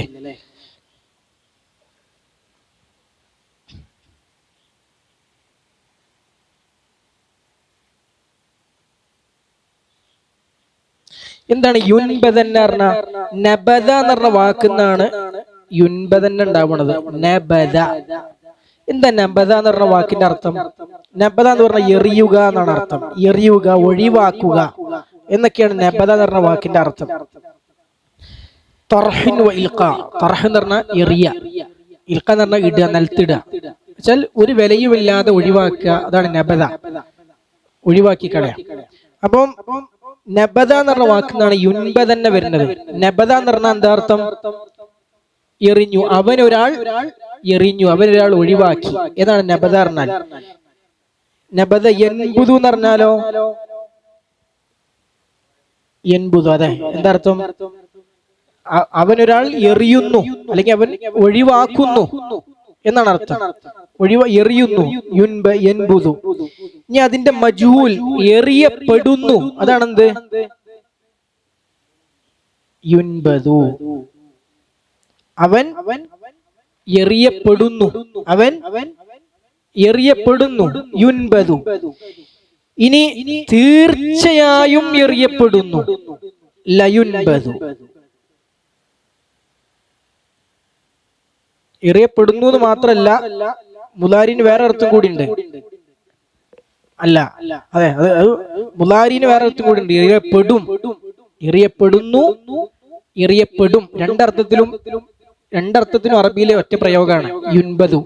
അതായത് മുലാരി രൂപത്തിൽ വന്നാൽ എറിയപ്പെടുന്നു എന്നുള്ള അർത്ഥം ഉണ്ടാവും, പിന്നെ എറിയും എന്ന അർത്ഥം ഉണ്ടാവും. ഒരു പ്രവൃത്തി ചെയ്യുന്നു എന്ന അർത്ഥം ഉണ്ടാവും, ചെയ്യും എന്ന അർത്ഥവും. രണ്ടും എന്തിനുണ്ട്? മുലാരി അതിനുണ്ട്. അപ്പൊ ഇവിടെ എറിയപ്പെടുന്നു എന്നല്ല അർത്ഥം. ഇവിടെ എന്താ അർത്ഥം? എറിയപ്പെടും എന്നാണ് അർത്ഥം. മനസ്സിലല്ലേ? ഇവിടെ ഇപ്പൊ എറിയപ്പെടുന്നു എന്നാണോ? അല്ല, എറിയപ്പെടും, ഭാവിയിൽ എറിയപ്പെടും. നമ്മൾ പറഞ്ഞില്ലേ എറിയപ്പെടും എന്നർത്ഥം വരും. മുലാരിന് പ്രസന്റിന്റെ അർത്ഥമുണ്ട്, ഫ്യൂച്ചറിന്റെ അർത്ഥമുണ്ട്, വർത്തമാനകാലത്തിന്റെ അർത്ഥമുണ്ട്, ഭാവി കാലത്തിന്റെ അർത്ഥം. രണ്ടർത്ഥം എന്തിനുണ്ട്? മുലാരി അതിനുണ്ട്. യഫ്അലു എന്ന് പറഞ്ഞ രൂപത്തിൽ വന്നാൽ യഫ്അലു, തഫ്അലു, നഫ്അലു, അഫ്അലു ഇങ്ങനെയൊക്കെയുള്ള രൂപത്തിൽ വന്നു കഴിഞ്ഞാൽ ഇപ്പോൾ ചെയ്യുന്നു, ഭാവിയിൽ ചെയ്യും. രണ്ടർത്ഥത്തിനും അത് പ്രയോഗിക്കും. അപ്പൊ ഇവിടെ ഇപ്പോൾ ചെയ്യുന്നതാണ് അർത്ഥം. അല്ല, ഭാവിയിൽ ചെയ്യുന്ന അർത്ഥം. ഭാവിയിൽ എറിയപ്പെടും. അപ്പൊ യുൻബദു എന്ന് പറഞ്ഞാൽ തീർച്ചയായും. എല്ലാരും ഇവിടെ എത്തിയോ? യുൻബദു എന്ന് പറഞ്ഞാൽ തീർച്ചയായും എറിയപ്പെടും. ഇനി യുൻബദു എന്ന് പറഞ്ഞപ്പോ സ്ട്രോങ് പോരാ, കുറച്ചും കൂടി സ്ട്രോങ് വേണം. അപ്പൊ എന്ത് പറയും? ലയുൻബദന്ന. അപ്പൊ എന്താ അർത്ഥം? തീർച്ചയായും എറിയപ്പെടുക തന്നെ ചെയ്യും. നീ അതിന്റെ പുറത്തേക്ക് ഉറപ്പിക്കല്ല. മനസ്സിലായില്ലേ? അങ്ങനെ തറപ്പിച്ചും ഉറപ്പിച്ചും അള്ളാഹു പറയണെന്ത്? എറിയപ്പെടുക തന്നെ ചെയ്യും. എവിടെ എറിയപ്പെടും? ലയുൻബദന്ന ഫിൽ ഹുതമതി. ഹുതമത്തിൽ എറിയപ്പെടും. ഹുതമ എന്ന് പറഞ്ഞാൽ എന്താ? ഹുതമ പറഞ്ഞാൽ അന്നാർ, നരകത്തിന്റെ ഒരു പേരാണ് ഹുതമ. നരകത്തിന്റെ പല പേരുകളിൽ ഒരു പേരാണെന്ത്? ഹുതമ. അപ്പൊ എന്താ ഹുതമ എന്ന് പറഞ്ഞ പേരിന്റെ അർത്ഥം? എങ്ങനെയാണ് ആ പേര് വന്നത്? ഹുതമ എന്ന് പറഞ്ഞ പേര് ഹതമ എന്ന പദത്തിൽ നിന്നാണ് ഹുതമ എന്ന് പറഞ്ഞ പേര് വരുന്നത്. ഹതമ. ഇവിടെ നബദ എന്ന് പറഞ്ഞാണ് യുൻബദന്ന എന്നൊരു രൂപം മാറി വന്ന് പറഞ്ഞ പോലെ ഹുതമ എന്ന് പറഞ്ഞ പദം വന്നത് ഹതമ എന്ന് പറഞ്ഞ പദത്തിൽ നിന്നാണ്. ഹതമ എന്ന് പറഞ്ഞ പദം നിങ്ങൾക്ക് വേറെ എവിടെയെങ്കിലും പരിചയമുണ്ടോ? ഇല്ലല്ലേ? ഹബത്ത പരിചയമുണ്ട് അല്ലേ? ഹതമ പരിചയമില്ലല്ലോ. ഇല്ല. അപ്പൊ എന്താണ് ഹതമ എന്ന് പറഞ്ഞ വാക്കിന്റെ അർത്ഥം? ഹതമ എന്ന് പറഞ്ഞ വാക്കിന്റെ അർത്ഥം ഒരു കാര്യം തകർക്കുക, പൊട്ടിക്കുക എന്നാണ് ഹതമ പറഞ്ഞ അർത്ഥം. ഹതമ എന്ന് പറഞ്ഞ ഒരു കാര്യം പൊട്ടിച്ചു, തകർത്തു എന്നൊക്കെയാണ് എന്തിന്റെ അർത്ഥം? ഹതമ എന്ന് പറഞ്ഞ വാക്കിന്റെ അർത്ഥം. അപ്പൊ ഹുതമ എന്ന് പറഞ്ഞാൽ എന്താ? എല്ലാത്തിനെയും തകർത്ത് കളയുന്നത്, പൊട്ടിച്ചു കളയുന്നത്. അപ്പൊ നരകത്തിന്റെ പ്രത്യേകത എന്താ? നരകത്തിൽ എറിയപ്പെടുന്നവരെ അത് പൊട്ടിച്ച് തകർത്ത് കളയും. മനസ്സിലായില്ലേ? അപ്പൊ ലയുൻബദന്ന ഫിൽ ഹുതമ എന്ന് പറഞ്ഞാൽ തകർത്ത് കളയുന്നതിൽ, അവനെ തകർത്ത് കളയുന്ന നരകത്തിൽ അവനെന്ത് ചെയ്യും? എറിയപ്പെടും. അവനെ പൊട്ടിക്കുക, മുറിക്കുക എന്നൊക്കെയാണ് അർത്ഥം. എല്ല് പൊട്ടിയാൽ കസറ എന്ന് പറയും. കസറ, എല്ല് പൊട്ടി. അപ്പൊ അവനെ പൊട്ടിച്ചു കളയുന്ന, അവനെ തകർത്ത് കളയുന്ന നരകത്തിൽ അവൻ എറിയപ്പെടും. ഇനി എന്നിട്ടോ എറിയപ്പെട്ടിട്ടോ ലയുൻബദന്ന ഫിൽ ഹുതമ. പിന്നെന്താ ചോദ്യം? വമാ അദ്റാക. വമാ എന്താ? മാർന മാ എന്താണ്? മാ അദ്റാക നിനക്കെന്തറിയാം? അദ്റാ യുദ്രി എന്ന് പറഞ്ഞാൽ അറിയുക എന്നാണ് അർത്ഥം. അപ്പൊ നിനക്കെന്തറിയാം? നിനക്കെന്താണ് അറിയുക? മൽ ഹുതമതു. ഹുതമത്ത് എന്നാൽ എന്താണെന്ന് നിനക്ക് എന്താണ് അറിയുക? മൽ ഹുതമ പറഞ്ഞാൽ ഹുതമ എന്ന് പറഞ്ഞാൽ എന്താണ് എന്ന് നിനക്ക് എന്താണ് അറിയുക? ഹുതമ എന്നാൽ എന്താണെന്ന് നിനക്ക് എന്താണ് അറിയുക? അപ്പോ അല്ലാഹു സുബ്ഹാനഹു വ തആല അതിനെ വിശദീകരിക്കുകയാണ്. എന്താണ് ഹുതമ? നാറുല്ലാഹിൽ മൂഖദ. നാറുല്ലാഹിൽ മൂഖദ. നാറുല്ലാഹ് അതെന്താണ്? അല്ലാഹുവിന്റെ തീയാണ്.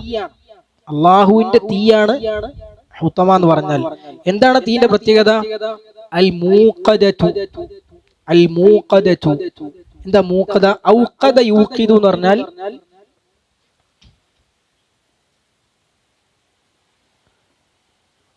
ഔഖദ. ഔഖദ സിറാജ എന്ന് പറഞ്ഞാൽ എന്താ അർത്ഥം എന്നറിയോ? ആ വിളക്ക് കത്തിച്ചു എന്നർത്ഥം.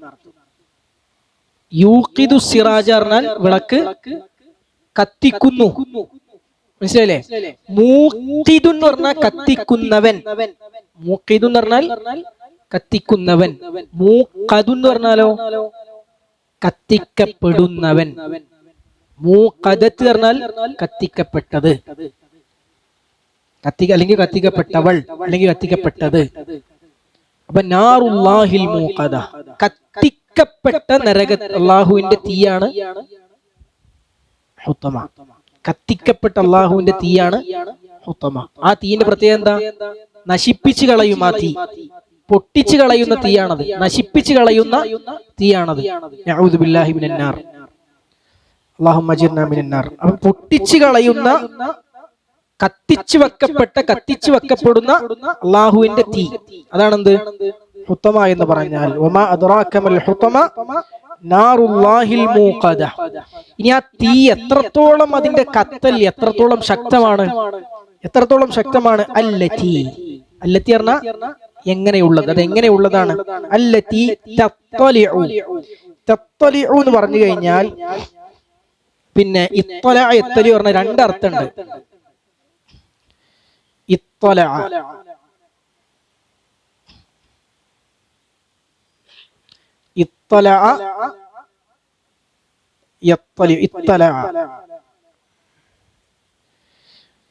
എന്നുള്ള വാക്കിന്റെ ഒരർത്ഥം എന്താണ്?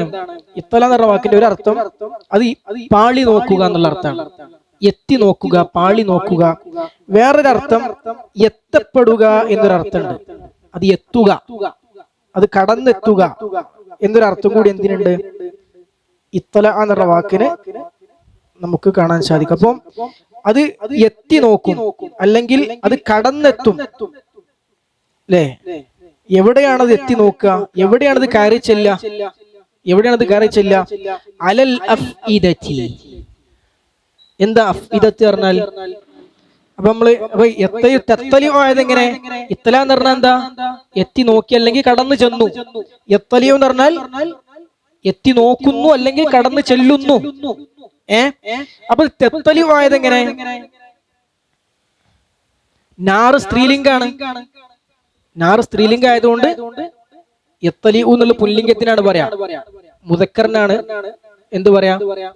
എത്തലി എന്ന് പറയാം. മുഅന്നസ് ആവുമ്പോ, സ്ത്രീലിംഗ ആവുമ്പോ തത്തലി എന്ന് പറയും അല്ലെ? അപ്പോ തത്തലി, നാറ് എന്നുള്ള തീ എന്നുള്ളത് സ്ത്രീലിംഗമാണ് അറബിയിൽ. അപ്പൊ അതുകൊണ്ട് തത്തലി എന്ന് പറഞ്ഞു. അത് എത്തി നോക്കുന്ന, അല്ലെങ്കിൽ അത് കടന്നു ചെല്ലുന്ന തീയാണ്. അലൽ അഫ്ഇദതി.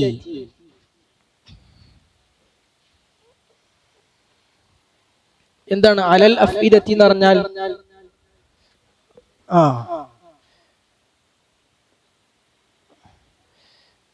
ഫുആദിന്റെ ബഹുവചനമാണ് അഫ്ഇദത്ത്. ഫുആദ് എന്ന് പറഞ്ഞാൽ ബുദ്ധി, ഹൃദയങ്ങൾ എന്നാണ് അർത്ഥം. ബുദ്ധിയല്ല, ഹൃദയം എന്നുള്ള എന്തിന്റെ അർത്ഥം? ഫുആദിന്റെ അർത്ഥം. ഫുആദിന്റെ ബഹുവചനമാണ്, ജംആണെന്ത്? അഫ്ഇദത്ത്.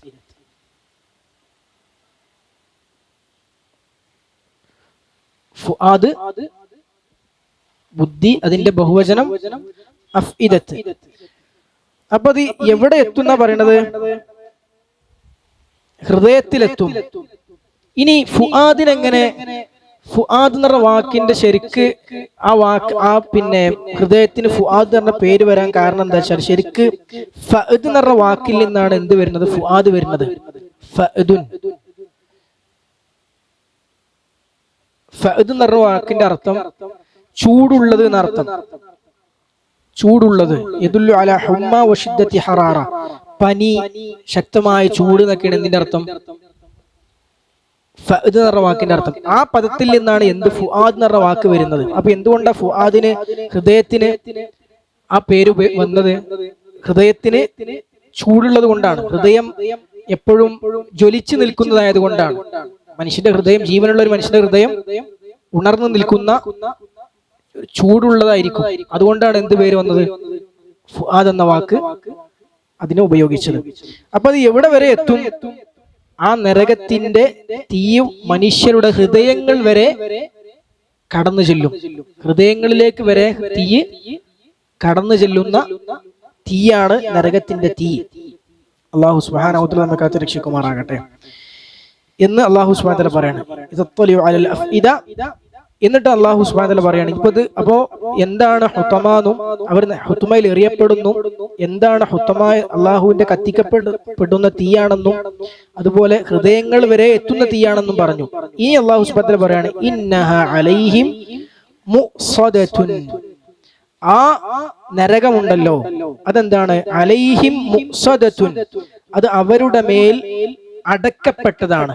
മുഅ്സദ എന്ന് പറഞ്ഞ വാക്കിന്റെ അർത്ഥം മുത്ബഖത്തുൻ മുഗ്ലഖ, അടക്കപ്പെട്ടത്. അതായത് പിന്നെ ചേർന്നത് എന്നാണ്. ഒരു കാര്യം മറ്റൊന്നിലേക്ക് ചേർന്നു എന്ന വാക്കിൽ നിന്നാണ് എന്ത് വരുന്നത്? വസ്തു. വസ്തു പറഞ്ഞ അതിന്റെ അർത്ഥം വമ്മു ഷൈഇൻ ഇലാ ഷൈഇൻ. വസ്തു എന്ന് പറഞ്ഞ വാക്കിൽ നിന്നാണ് എന്ത് വരുന്നത്? മുസ്വദ എന്ന് പറഞ്ഞ വാക്ക് വരുന്നത്. വസ്തു. വസ്തു പറഞ്ഞാൽ ഒരു കാര്യം മറ്റൊന്നിലേക്ക് ചേരുക. മുസ്വദത്ത് എന്ന് പറഞ്ഞാൽ പരസ്പരം ചേർന്നത് പറഞ്ഞ കൂടിയത്, അടഞ്ഞത് എന്നാണ് അതിന്റെ അർത്ഥം. പരസ്പരം അടഞ്ഞത്. അപ്പൊ അടച്ചു വെക്കപ്പെട്ട, അടക്കപ്പെട്ടതാണെന്ത്? അവരുടെ മേൽ അടക്കപ്പെട്ടതാണ്. ഇന്നഹ, തീർച്ചയായും അത്, ആ നരകം, അലൈഹിം, അവരുടെ മേൽ, മുഅ്സദത്തുൻ, അടക്കപ്പെട്ടതാണ്. പ്രഷർ കുക്കറിന്റെ പേരെന്താ എനിക്കറിയാം, അറബി എന്താ പറയാന്ന് അറിയില്ല. അപ്പൊ അവരുടെ മേൽ അടക്കപ്പെട്ടതാണെന്ത്? പിന്നെ ആ നരകം. ഇനി എങ്ങനെയാണ് അത് അടക്കപ്പെട്ടത്? ഫീ അമദിൻ മുമദ്ദദത്തിൻ. ഫീ അമദ്. അമദ് എന്ന് പറഞ്ഞ തൂണുകൾ. അമദ് പറഞ്ഞാല് തൂൺ എന്നാണ്. തൂണുകൾ എന്നാണ് അർത്ഥം. എങ്ങനെയുള്ള തൂണുകൾ? മുമദ്ദദത്തിൻ. മുമദ്ദദത്ത് പറഞ്ഞാൽ പിന്നെ നീട്ടപ്പെട്ടത്, അല്ലെങ്കിൽ പിന്നെ സ്ഥാപിക്കപ്പെട്ടത് എന്നൊക്കെ എന്തിനർത്ഥമുണ്ട്? മുമദ്ദദത്തിൻ എന്ന വാക്കിന് അർത്ഥമുണ്ട്. അപ്പം പിന്നെ തൂണുകളാൽ, നീട്ടപ്പെട്ട തൂണുകളാൽ, അല്ലെങ്കിൽ സ്ഥാപിക്കപ്പെട്ട തൂണുകളാൽ ഉള്ള നരകം എന്നർത്ഥം പറഞ്ഞ മുഫസ്സിരീങ്ങളുണ്ട്. അത് ഈ ഒരു ഇന്നഹ അലൈഹി മുഅ്സദത്തുൻ ഫി അമദി മുമദ്ദദ എന്ന് പറഞ്ഞ ഭാഗത്തിന് വ്യത്യസ്ത വിശദീകരണങ്ങൾ മുഫസ്സിരീങ്ങൾക്കിടയിലുണ്ട്. അത് പിന്നെ അതിൽ ഒന്നെന്താ വെച്ചാൽ, ഈ നരകം അടക്കപ്പെട്ടുകണല്ലോ അല്ലെ, ഇന്നഹ അലൈഹി മുഅ്സദ. ഈ അടച്ചതിന്റെ മേൽ ഏതായാലും വാതിലുകൾ അടക്കപ്പെട്ടിട്ടുണ്ട്. അതിന്റെ മേൽ എന്തും കൂടി ഉണ്ട്?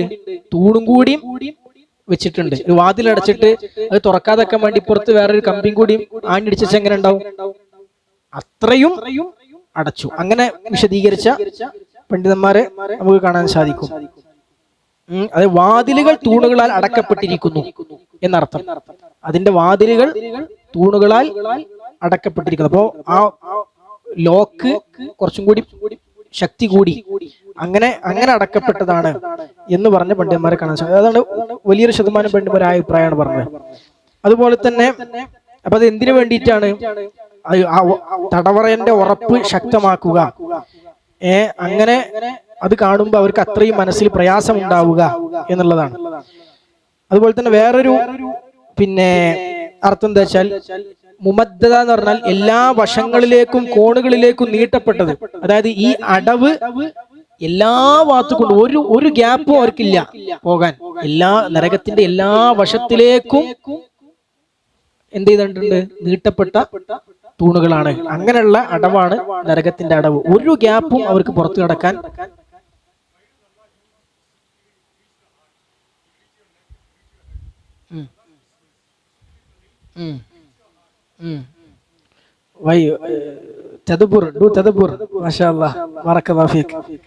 അതായത് ചോദ്യം നല്ല ചോദ്യമാണ്.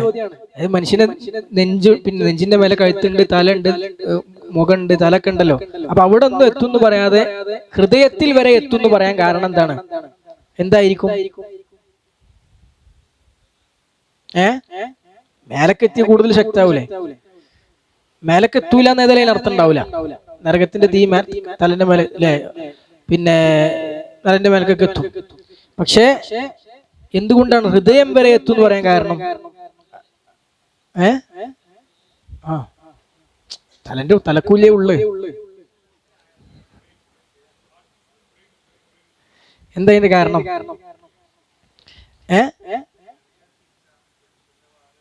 അതെ അതെ അതെ അതെ, അങ്ങനെ ഉണ്ട്. പിന്നെ എന്തുകൊണ്ടാണ് ഇവിടെ ഇങ്ങനെ പറഞ്ഞത്? അതിന്റെ പിന്നിൽ ഒരു ഹിക്മത്ത് ഉണ്ടാവും. അത് നമ്മള് പിന്നെ എനിക്ക് എന്റെ മനസ്സിൽ ഇപ്പൊ വന്നൊരു ഇതുണ്ട്, ഞങ്ങൾ എന്തെങ്കിലും പറയണ്ടോ നോക്കുകയാണ്. അതായത് ഒരു മനുഷ്യന്റെ നന്മയുടെയും തിന്മയുടെയും ഒക്കെ അടിസ്ഥാനം എന്താ? ഹൃദയമാണ്. ഇദാ സലഹത് സലഹൽ ജസദു കുല്ലു വഇദാ ഫസദത് ഫസദൽ ജസദു കുല്ലു. ഹൃദയം നന്നായാൽ എല്ലാം നന്നാവും. ഇന്നല്ലാഹ ലാ യൻദുറു ഇലാ സുവരിക്കും വലാ ഇലാ അജ്സാമിക്കും വലാകിൻ യൻദുറു ഇലാ ഖുലൂബിക്കും. ഹൃദയത്തിലേക്കാണ് പടച്ചോൻ നോക്കുക. അപ്പൊ ഹൃദയമാണ് ഒരു മനുഷ്യന്റെ നന്മ തിന്മകളുടെ ഏറ്റവും വലിയ അടിസ്ഥാനം. അല്ലെ, ഒരു മനുഷ്യൻ നന്മ ചെയ്യണമെന്ന് ചിന്തിക്കുന്നതും തീരുമാനിക്കുന്നതും ആലോചിക്കുന്നതും പ്ലാൻ ചെയ്യുന്നതൊക്കെ ഇവിടെ ഹൃദയത്തിലാണ്. ഒരു തിന്മ ചെയ്യണമെന്നും പ്ലാൻ ചെയ്യണമെന്നും പദ്ധതി ഉണ്ടാക്കുന്നതും ആലോചിക്കണമൊക്കെ ഇവിടെയാണ്, ഹൃദയത്തിലാണ്. അപ്പൊ അവനെ അള്ളാഹുവിനെ ധിക്കരിക്കുവാൻ വേണ്ടി ഉപയോഗിച്ച ആ ഹൃദയത്തിൽ വരെ എന്തെത്തും? നരകത്തിന്റെ തീയെത്തും. അതാണ് അതിലുള്ള ഒരു ഹിക്മത്ത്. നമുക്ക് തന്നെ ആലോചിച്ചാൽ കിട്ടുന്ന ഒരു ഹിക്മത്താണ്. ഖുർആൻ തദബ്ബുർ നടത്തണം എന്ന് പറഞ്ഞാൽ അതാണ്. ഖുർആനിൽ നമ്മൾ ആയത്തുകൾ അതിന്റെ അർത്ഥവും ആശയവും തഫ്സീറൊക്കെ പഠിച്ച് നമ്മൾ ചിന്തിക്കുമ്പോൾ കുറേ കാര്യങ്ങൾ നമുക്ക് മനസ്സിലാവും. അപ്പോ അതായിരിക്കാം അല്ലാഹു അലം അതിന്റെ കാരണം. ഇനി നമ്മൾ പറഞ്ഞ എന്താ, പിന്നെ അപ്പോ മുമദ്ദദ എന്ന് പറഞ്ഞാൽ ഇബ്നു ഉസൈമീൻ റഹിമഹുല്ലാഹ് പറഞ്ഞു, നാട്ടപ്പെട്ടത് എന്നർത്ഥം. മുമദ്ദദക്ക് നമ്മൾ പറഞ്ഞല്ലോ നീട്ടപ്പെട്ടത്, അതായത് അതിന്റെ ലോക്കുകളാണല്ലോ ശരിക്കും ഈ തൂണുകൾ, അത് എല്ലാ ഭാഗത്തേക്കും നീട്ടപ്പെട്ടതാണ്. ഒരു നിലക്കും പുറത്തു കിടക്കാനുള്ള സാധ്യതകൾ അവിടെ ഉണ്ടാവുകയില്ല, സാഹചര്യം ഉണ്ടാവുകയില്ല. അതുപോലെ വേറൊരു അഭിപ്രായം എന്താ വെച്ചാൽ, പിന്നെ ഈ ഫി അമദിൻ മുമദ്ദദ എന്ന് പറഞ്ഞാൽ നരകത്തെ കുറിച്ചാണ് പറയുന്നത്. ആ അടക്കപ്പെട്ടതിനെ കുറിച്ചല്ല, വാതിലുകൾ അടക്കപ്പെട്ടതിനെ കുറിച്ചല്ല, നരകത്തെ കുറിച്ചാണ് പറയുന്നത്. അപ്പൊ അതിന്റെ അർത്ഥം എന്താണ്? അപ്പൊ അതിന്റെ അർത്ഥം നരകവാസികൾക്ക് മേൽ മൂടപ്പെടുന്ന പിന്നെ തട്ടുകളുടെ ആണികൾ. നരകത്തിന് കുറെ തട്ടുണ്ടല്ലോ. ഈ തട്ടുകൾ നരകവാസികളുടെ മുകളിലുണ്ടാവും അല്ലെ. ഈ തട്ടുകൾ അള്ളാഹു നാട്ടിയിട്ടുണ്ടാവുക എങ്ങനെയാണ്? തൂണുകളിലായിട്ടാണ്. ഈ തൂണുകൾ ആണ് അതിന്റെ ഉദ്ദേശം എന്ന് പറഞ്ഞ മുഫസ്സിരീങ്ങളെ കാണാൻ സാധിക്കും. അതുപോലെ തന്നെ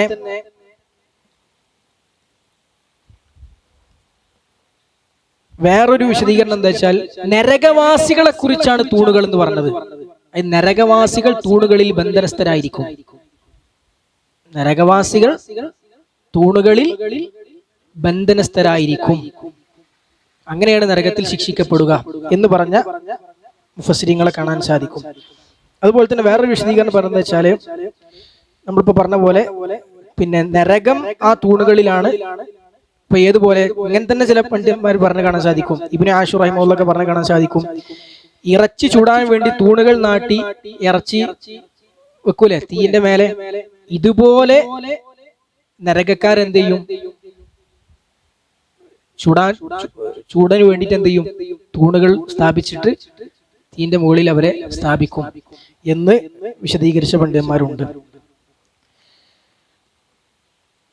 അപ്പൊ ഈ തൂണുകളിൽ ബന്ധിക്കപ്പെട്ടിരിക്കും എന്ന് പറഞ്ഞ അർത്ഥം നമ്മൾ പറഞ്ഞല്ലോ. അതുപോലെ മറ്റൊരു പിന്നെ വേറെ ചില മുഫസ്സിരീങ്ങൾ കുറച്ചും കൂടി സൂക്ഷ്മമായ നിലപാട് സ്വീകരിച്ചവരുണ്ട്.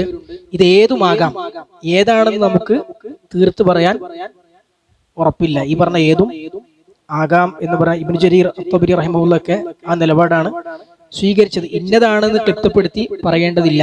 ഏതായാലും അവിടെ ശക്തമായ ശിക്ഷകൾ ഉണ്ടാകും. അത് അള്ളാഹുവിനാണ് ഏറ്റവും നന്നായി അറിയുക. അള്ളാഹു സുബ്ഹാനഹു വ തആല നരകത്തിൽ നമ്മളെ കാത്തുരക്ഷിക്കുമാറാകട്ടെ. അപ്പോ അതാണ് പിന്നെ ഈ സൂറത്തിന്റെ ഒരു തഫ്സീറും അർത്ഥവും ഒക്കെ. ഇനി ഇതിൽ നമുക്ക് കിട്ടുന്ന ചില ഗുണപാഠങ്ങൾ നമുക്ക് മനസ്സിലാക്കാം. ഒന്ന്, അള്ളാഹു സുബ്ഹാനഹു വ തആല പറഞ്ഞു, കല്ലാ ലയുംബദന്ന ഫിൽ ഹുതമ.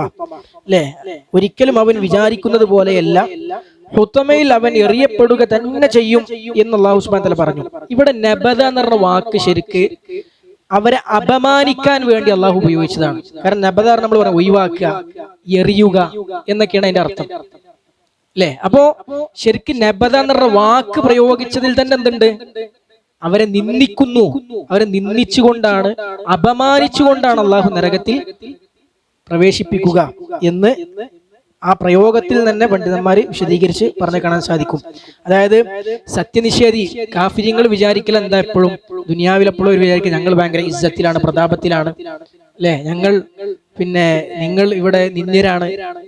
മുനാഫിഖീങ്ങൾക്കുണ്ടായിരുന്ന ധാരണയായിരുന്നു. മുനാഫിഖീങ്ങള് വിശ്വാസികളോട് പറഞ്ഞിരുന്നു, തബൂക്ക് യുദ്ധമാണോ ഏതൊരു യുദ്ധം കഴിഞ്ഞ് തിരിച്ചു വരുമ്പോ മദീനയിൽ നിന്ന് അവിടുത്തെ ഇസ്സത്തു അഹ്ലിഹ, ഖുർആനിലെ ആയത്താണ്, ആ മദീനയിലെ അവിടെ താമസിക്കുന്ന പ്രതാപമുള്ള ആളുകൾ, അവിടെയുള്ള അദില്ലത്ത് നിന്ദ്യരായ ആളുകളെ പുറത്താക്കുക തന്നെ ചെയ്യും എന്ന് പറഞ്ഞുകൊണ്ട് മുനാഫിഖീങ്ങൾ പറഞ്ഞിരുന്നു. മനസ്സിലായോ? അപ്പോ കുഫറിന്റെയും നിഫാഖിന്റെയും ഒക്കെ വക്താക്കൾ എപ്പോഴും വിചാരിക്കൽ എന്താ, ഞങ്ങൾ ഭയങ്കര പ്രതാപത്തിലാണ്, ഇസ്സത്തിലാണ്. അപ്പൊ അള്ളാഹു അവരെ എന്ത് ചെയ്യാണ്? അങ്ങേറ്റം നിന്ദിക്കാണ്. അല്ല, നിങ്ങൾ നരകത്തില് പരലോകത്ത് എത്തട്ടെ, നിങ്ങൾ എന്ത് ചെയ്യും? അവിടെ അങ്ങേറ്റം നിന്ദ്യരായി എറിയപ്പെടുകയാണ്, വലിച്ചെറിയപ്പെടുകയാണ് ചെയ്യുക എന്നർത്ഥം. പിന്നെ മുഫസ്സിരീങ്ങൾ ആ ഒരു നിന്ദ്യത അതിൽ ആ പ്രയോഗത്തിൽ ഉണ്ട് എന്ന് പറഞ്ഞത് കാണാൻ സാധിക്കും. അതുപോലെ തന്നെ ഹുത്തമ എന്ന വാക്ക് അള്ളാഹു സുബ്ഹാനഹു വ തആല ഉപയോഗിച്ചതിൽ ഒരുപാട് ഫായിദകളുണ്ട്. ഹുത്തമ എന്ന് പറഞ്ഞ വാക്ക് നരകത്തിന് ആ പേര് പ്രയോഗിച്ചത് ഒരുപാട് രഹസ്യങ്ങൾ, അതിൽ ഒരുപാട് യുക്തി രഹസ്യങ്ങൾ പണ്ഡിതന്മാർ പറഞ്ഞു കാണാൻ സാധിക്കും. അതിൽ ഒന്നെന്താ വെച്ചാൽ, പിന്നെ മറ്റുള്ളവരെ കുത്തിപ്പറയുകയും ഹീനമായി ചിത്രീകരിക്കുകയും ചെയ്യുന്നവനാണല്ലോ ഈ വ്യക്തി, നരകത്തിൽ എറിയപ്പെടുന്ന വ്യക്തി.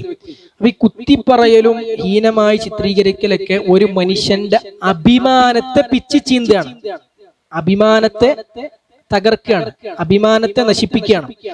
അതുകൊണ്ട് അവന് ഹുത്തമയിൽ എറിയപ്പെടും. ഹുത്തമ എന്ന് പറഞ്ഞാൽ എന്താ? ഈ പറഞ്ഞ പിച്ചി ചീന്തുന്നത്, നശിപ്പിക്കുന്നത്, തകർക്കുന്നത്, മുറിക്കുന്നത്, പൊട്ടിക്കുന്നത്. അപ്പൊ അവൻ ദുനിയാവിൽ വെച്ച് മനുഷ്യന്റെ അഭിമാനത്തെ പിച്ചി ചീന്തിയതുപോലെ അവനെ പിച്ചി ചീന്തുന്ന ഒരു നരകം വരാനുണ്ട്. മനസ്സിലല്ലേ? അപ്പൊ അതുകൊണ്ടാണ് ഹുത്തമ എന്ന വാക്ക് അല്ലാഹു സുബ്ഹാനഹു വ തആല പ്രയോഗിച്ചത്. പിന്നെ രണ്ടാമത് പണ്ഡിതന്മാർ പറഞ്ഞ ഒരു ഇതെന്താ വെച്ചാൽ, ഇപ്പൊ മറ്റുള്ളവരെ കുത്തിപ്പറയുകയും കണ്ണുകൊണ്ട് ആംഗ്യം കാണിക്കുകയൊക്കെ ചെയ്യാന്ന് പറഞ്ഞത് എന്തിനാണ്? ആളുകളെ തരം താഴ്ത്താനാണല്ലോ, അല്ലെ? ആളുകളെ തരം താഴ്ത്താൻ വേണ്ടിയിട്ടാണ് അങ്ങനെ പ്രയോഗിക്കുന്നത്. പിന്നെ എന്നാൽ ഹുത്തമ എന്ന് പറഞ്ഞ വാക്കിന് വേറൊരു അർത്ഥം കൂടി ഉണ്ട്. ഹുതാമുദ്ദുന്യ എന്ന് അല്ലാഹു സുബ്ഹാനഹു വ തആല നരകത്തിൽ ഖുർആനിൽ ഒരു പ്രയോഗം പ്രയോഗിച്ചിട്ടുണ്ട്. ഹുതാമുദ്ദുന്യ എന്താ അർത്ഥം? ദുനിയാവിലെ തരം താഴ്ന്ന ദുനിയാവിലെ സംഗതികൾ എന്ന ആശയമുള്ള. അപ്പോ ആളുകളെ താഴ്ത്താനും ഇകഴ്ത്തുവാനും വേണ്ടിയാണ് അവൻ ദുനിയാവിൽ എന്ത് ചെയ്തത്? കുത്തുവാക്ക് പറഞ്ഞതും പരിഹസിച്ചതൊക്കെ. എങ്കിൽ അവൻ നരകത്തിന്റെ അഗാധതയിലേക്ക്, ആഴങ്ങളിലേക്ക് അവൻ എന്ത് ചെയ്യും? താഴ്ന്നു പോകുന്ന അവസ്ഥ വരാനുണ്ട് എന്ന ആശയം ധ്വനിപ്പിക്കാൻ വേണ്ടിയിട്ട് അതിൽ ആ പദം പ്രയോഗിച്ചതിൽ അടങ്ങിയിട്ടുണ്ട്, ആ ഒരു യുക്തി അടങ്ങിയിട്ടുണ്ട് എന്ന് പണ്ഡിതന്മാർ പറഞ്ഞു കാണാൻ സാധിക്കും. ഇപ്പോ പിന്നെ കുത്തുവാക്ക് പറയുന്നവനും പിന്നെ ആംഗ്യം കാണിച്ചുകൊണ്ട് പരിഹസിക്കുന്നവനൊക്കെ പിന്നെ അവരുടെ വാക്കുകൊണ്ടും പ്രയോഗം കൊണ്ടും കാട്ടിക്കൂട്ടൽ കൊണ്ടും മാത്രമേ ആളുകളെ താഴ്ത്തുന്നുള്ളൂ, അല്ലെ? ആളുകളെ താഴ്ത്തുന്നുള്ളൂ. എന്നാൽ പരലോകത്ത് നരകത്തിൽ എന്ത് ചെയ്യും? അവനെ തന്നെ പടച്ചോൻ എന്ത് ചെയ്യും? നരകത്തിലേക്ക് ആഴ്ത്തിക്കളയും. അപ്പൊ ഇവിടെ ജനങ്ങളെ താഴ്ത്തിയത് കൊണ്ട് പരലോകത്ത് നരകത്തിൽ അവനെ തന്നെ പടച്ചോൻ താഴ്ത്തിക്കളയും എന്ന് അർത്ഥം അതിലുണ്ട് എന്ന് മുഫസ്സിരിങ്ങൾ വിശദീകരിച്ച് കാണാൻ സാധിക്കും. മറ്റൊന്നെന്ന് പറഞ്ഞാൽ ഹുത്തമ എന്ന് പറഞ്ഞു കഴിഞ്ഞാൽ നമ്മൾ പറഞ്ഞു അത് തകർക്കുന്നത്, അല്ലെ എന്നുള്ള അർത്ഥം അതിനുണ്ട് എന്ന് പറഞ്ഞു. ഇപ്പൊ കുത്തുവാക്ക് പറയുന്ന ആളുകളെ പരിഹസിക്കുന്ന ആളുകൾ, അവര് റസൂലുള്ളാഹി സ്വല്ലല്ലാഹു അലൈഹി വസല്ലം തന്നെ പറഞ്ഞാണ് ആളുകളെ പച്ചമാംസം തിന്നാണ് ചെയ്യുന്നത്. ഗീബത്ത് പറയുന്നവർ ആളുകളുടെ പച്ചമാംസം തിന്നുന്നവന് തുല്യമാണ് എന്ന് ഖുർആനിൽ ആയത്തുണ്ട്. പിന്നെ റസൂലുള്ളാഹി സ്വല്ലല്ലാഹു അലൈഹി വസല്ലം പഠിപ്പിച്ച കാര്യമാണ്. യഥാർത്ഥത്തിൽ അതൊരു മനുഷ്യന്റെ പിന്നെ ആത്മീയമായി, അല്ലെങ്കിൽ എന്താ പറയാ, ഭൗതികമായല്ല, കാൽപ്പനികമായി ഒരു മനുഷ്യന്റെ ഇറച്ചി തിന്ന ഒരു മനുഷ്യനെ തകർക്കുകയാണ് എന്തിൽ ചെയ്യണത്? ഈ പറഞ്ഞ ഏഷണിയും പരദൂഷണൊക്കെ ചെയ്യുന്നത്. എന്നാൽ നരകത്തിലെത്തിയാൽ അവനെ തന്നെ എന്ത് ചെയ്യും? നരകത്തിന്റെ തീ അവനെ തന്നെ തിന്നും, അവനെ തന്നെ നശിപ്പിക്കും എന്നർത്ഥം അതിലുണ്ട് എന്ന് പണ്ഡിതന്മാർ പറഞ്ഞത് കാണാൻ സാധിക്കും. അപ്പൊ ഇതൊക്കെ അല്ലാഹു സുബ്ഹാനഹു വ തആല ഈ സൂറത്തിൽ ഹുത്തമ എന്ന് പറഞ്ഞ പേര് തന്നെ നരകത്തെ കുറിച്ച് പറയാൻ വേണ്ടി പ്രയോഗിച്ചതിലുള്ള ഹിക്മത്തുകളായി പണ്ഡിതന്മാർ പറഞ്ഞ കാര്യങ്ങളാണ്.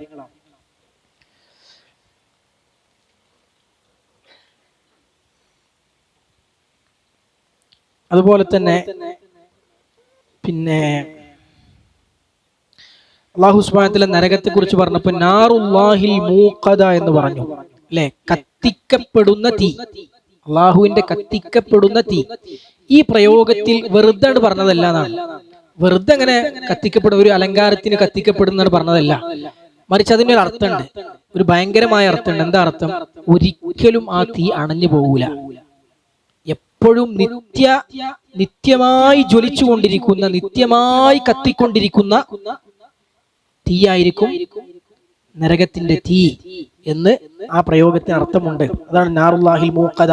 വെറും ഒരു ഊന്നൽ, വെറും ഒരു ഉറപ്പ് കൊടുക്കൽ മാത്രമല്ല, മറിച്ച് കെടാത്ത തീയാണ്, അണഞ്ഞു പോകാത്ത നിരന്തരമായി കത്തിക്കൊണ്ടിരിക്കുന്ന തീയാണ് എന്ന് അതിൽ നിന്ന് ലഭിക്കും എന്ന് പണ്ഡിതന്മാർ വിശദീകരിച്ച് കാണാൻ സാധിക്കും.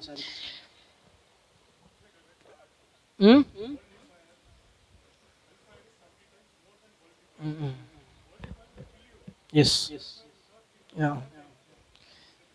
യെസ്, ബറക്കല്ലാഹു ഫീക്. പിന്നെ അതുപോലെ തന്നെ ഇന്നഹ അലൈഹി മുഅ്സദ എന്ന് പറഞ്ഞില്ല, അടച്ചുപൂട്ടപ്പെട്ടതാന്ന് പറഞ്ഞു.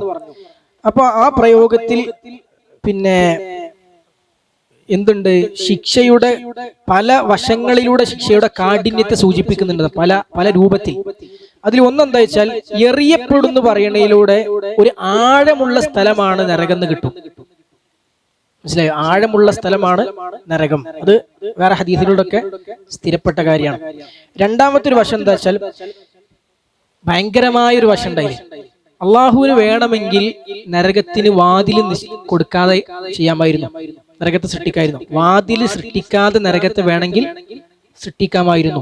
പക്ഷെ നരകത്തിന് അള്ളാഹു സുബ്ഹാനഹു വ തആല വാതിൽ കൊടുത്തു, അല്ലെ? വാതിൽ അള്ളാഹു നരകത്തിന് കൊടുത്തു. റസൂലുള്ളാഹി സ്വല്ലല്ലാഹു അലൈഹി വസല്ലം പറഞ്ഞ ഹദീസിൽ നമുക്ക് കാണാൻ പറ്റും നരകത്തിന് വാതിലുകളുണ്ട്. പക്ഷെ ആ വാതിലപ്പോ ആര് കാണുന്നുണ്ട്? നരകക്കാര് വാതിലും അത് പൂട്ടിട്ടപ്പെട്ടതും അത് വിലങ്ങ് വെക്കപ്പെട്ടതും ഒക്കെ നരകക്കാർ ഇങ്ങനെ കാണും. വാതിൽ കാണുമ്പോ മനസ്സിന് വേറെ പ്രയാസം ഉണ്ടാവും.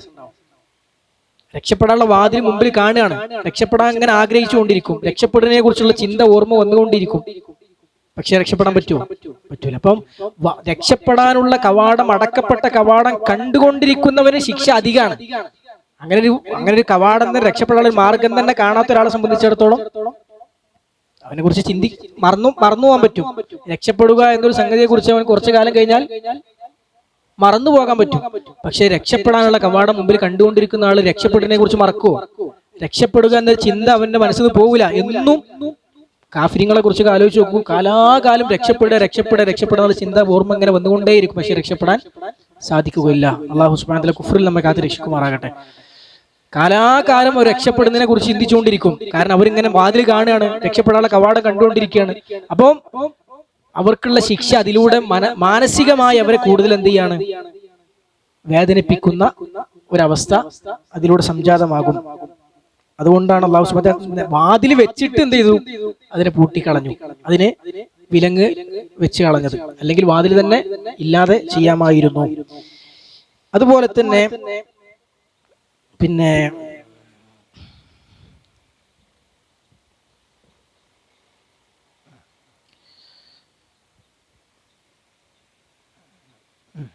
അത്രയും കാര്യങ്ങളാണ് ഇതിൻ്റെ ഈ സൂറത്തിൽ നിന്ന് പല മുഫസ്സിരീങ്ങളും പറഞ്ഞ പല വൈജ്ഞാനികമായ ഗുണപാഠങ്ങളൊക്കെയാണ് നമ്മൾ ചർച്ച ചെയ്തത്. ഏതായാലും നരകത്തിന്റെ കാഠിന്യവും അതിന്റെ ഭീകരതയും ഒക്കെയാണ് അല്ലാഹു സുബ്ഹാനഹു വ തആല ഈ ആയത്തുകളിലൂടെ നമ്മോട് പറഞ്ഞത്, അല്ലെ? ഏറ്റവും വൃത്തികെട്ട ചില സ്വഭാവങ്ങൾ, ആളുകളെ പരിഹസിക്കുക, കുത്തുവാക്ക് പറയുക, ആളുകളുടെ അഭിമാനത്തിന് ക്ഷതമേൽപ്പിക്കുന്ന പ്രവർത്തനങ്ങളിൽ ഏർപ്പെടുക, അതുപോലെ തന്നെ പിന്നെ പിശുക്ക് കാണിക്കുക, സമ്പത്ത് സമ്പാദിക്കുന്നിടത്തും അത് ഒരുമിച്ച് കൂട്ടുന്നിടത്തും ചെലവഴിക്കുന്നിടത്തും ഒന്നും പടച്ചറബിനെ പേടിക്കാതെ പിന്നെ ജീവിതം മുന്നോട്ട് നയിച്ചാലൊക്കെയുള്ള വളരെ ഭീകരമായ പരിണിത ഫലങ്ങളെ കുറിച്ചാണ് അല്ലാഹു സുബ്ഹാനഹു വ തആല ഈ സൂറത്തിലൂടെ നമുക്ക് പഠിപ്പിച്ചു തന്നത്. അത്തരത്തിലുള്ള അവസ്ഥകളിൽ നിന്ന്, എല്ലാ തരത്തിലും നാശത്തിന് കാരണമാകുന്ന വിശേഷണങ്ങളിൽ നിന്ന് അള്ളാഹു നമ്മയെല്ലാം കാത്തുരക്ഷിക്കുമാറാകട്ടെ. യഥാർത്ഥ വിശ്വാസികളായി ജീവിതം ചിട്ടപ്പെടുത്തി അങ്ങനെ മരണം വരിക്കുവാനുള്ള തൗഫീഖ് റബ്ബ് സുബ്ഹാനഹു വ തആല നമുക്കെല്ലാം പ്രദാനം ചെയ്യുമാറാകട്ടെ. അല്ലാഹു സുബ്ഹാനഹു വ തആല നമ്മുടെ എല്ലാം ഇരു ലോകവും, ഐഹിക ലോകവും പാരിത്രിക ലോകത്തെയും ജീവിതത്തിൽ സൗഖ്യപൂർണമായ ജീവിതം പ്രദാനം ചെയ്യുമാറാകട്ടെ. اللهم اغفر للمسلمين والمسلمات الأحياء منهم والأموات. اللهم أعز الإسلام والمسلمين وأذل الشرك والمشركين. وصلى الله وسلم على نبينا محمد والحمد لله رب العالمين. سبحانك اللهم وبحمدك أشهد أن لا إله إلا أنت أستغفرك وأتوب إليك.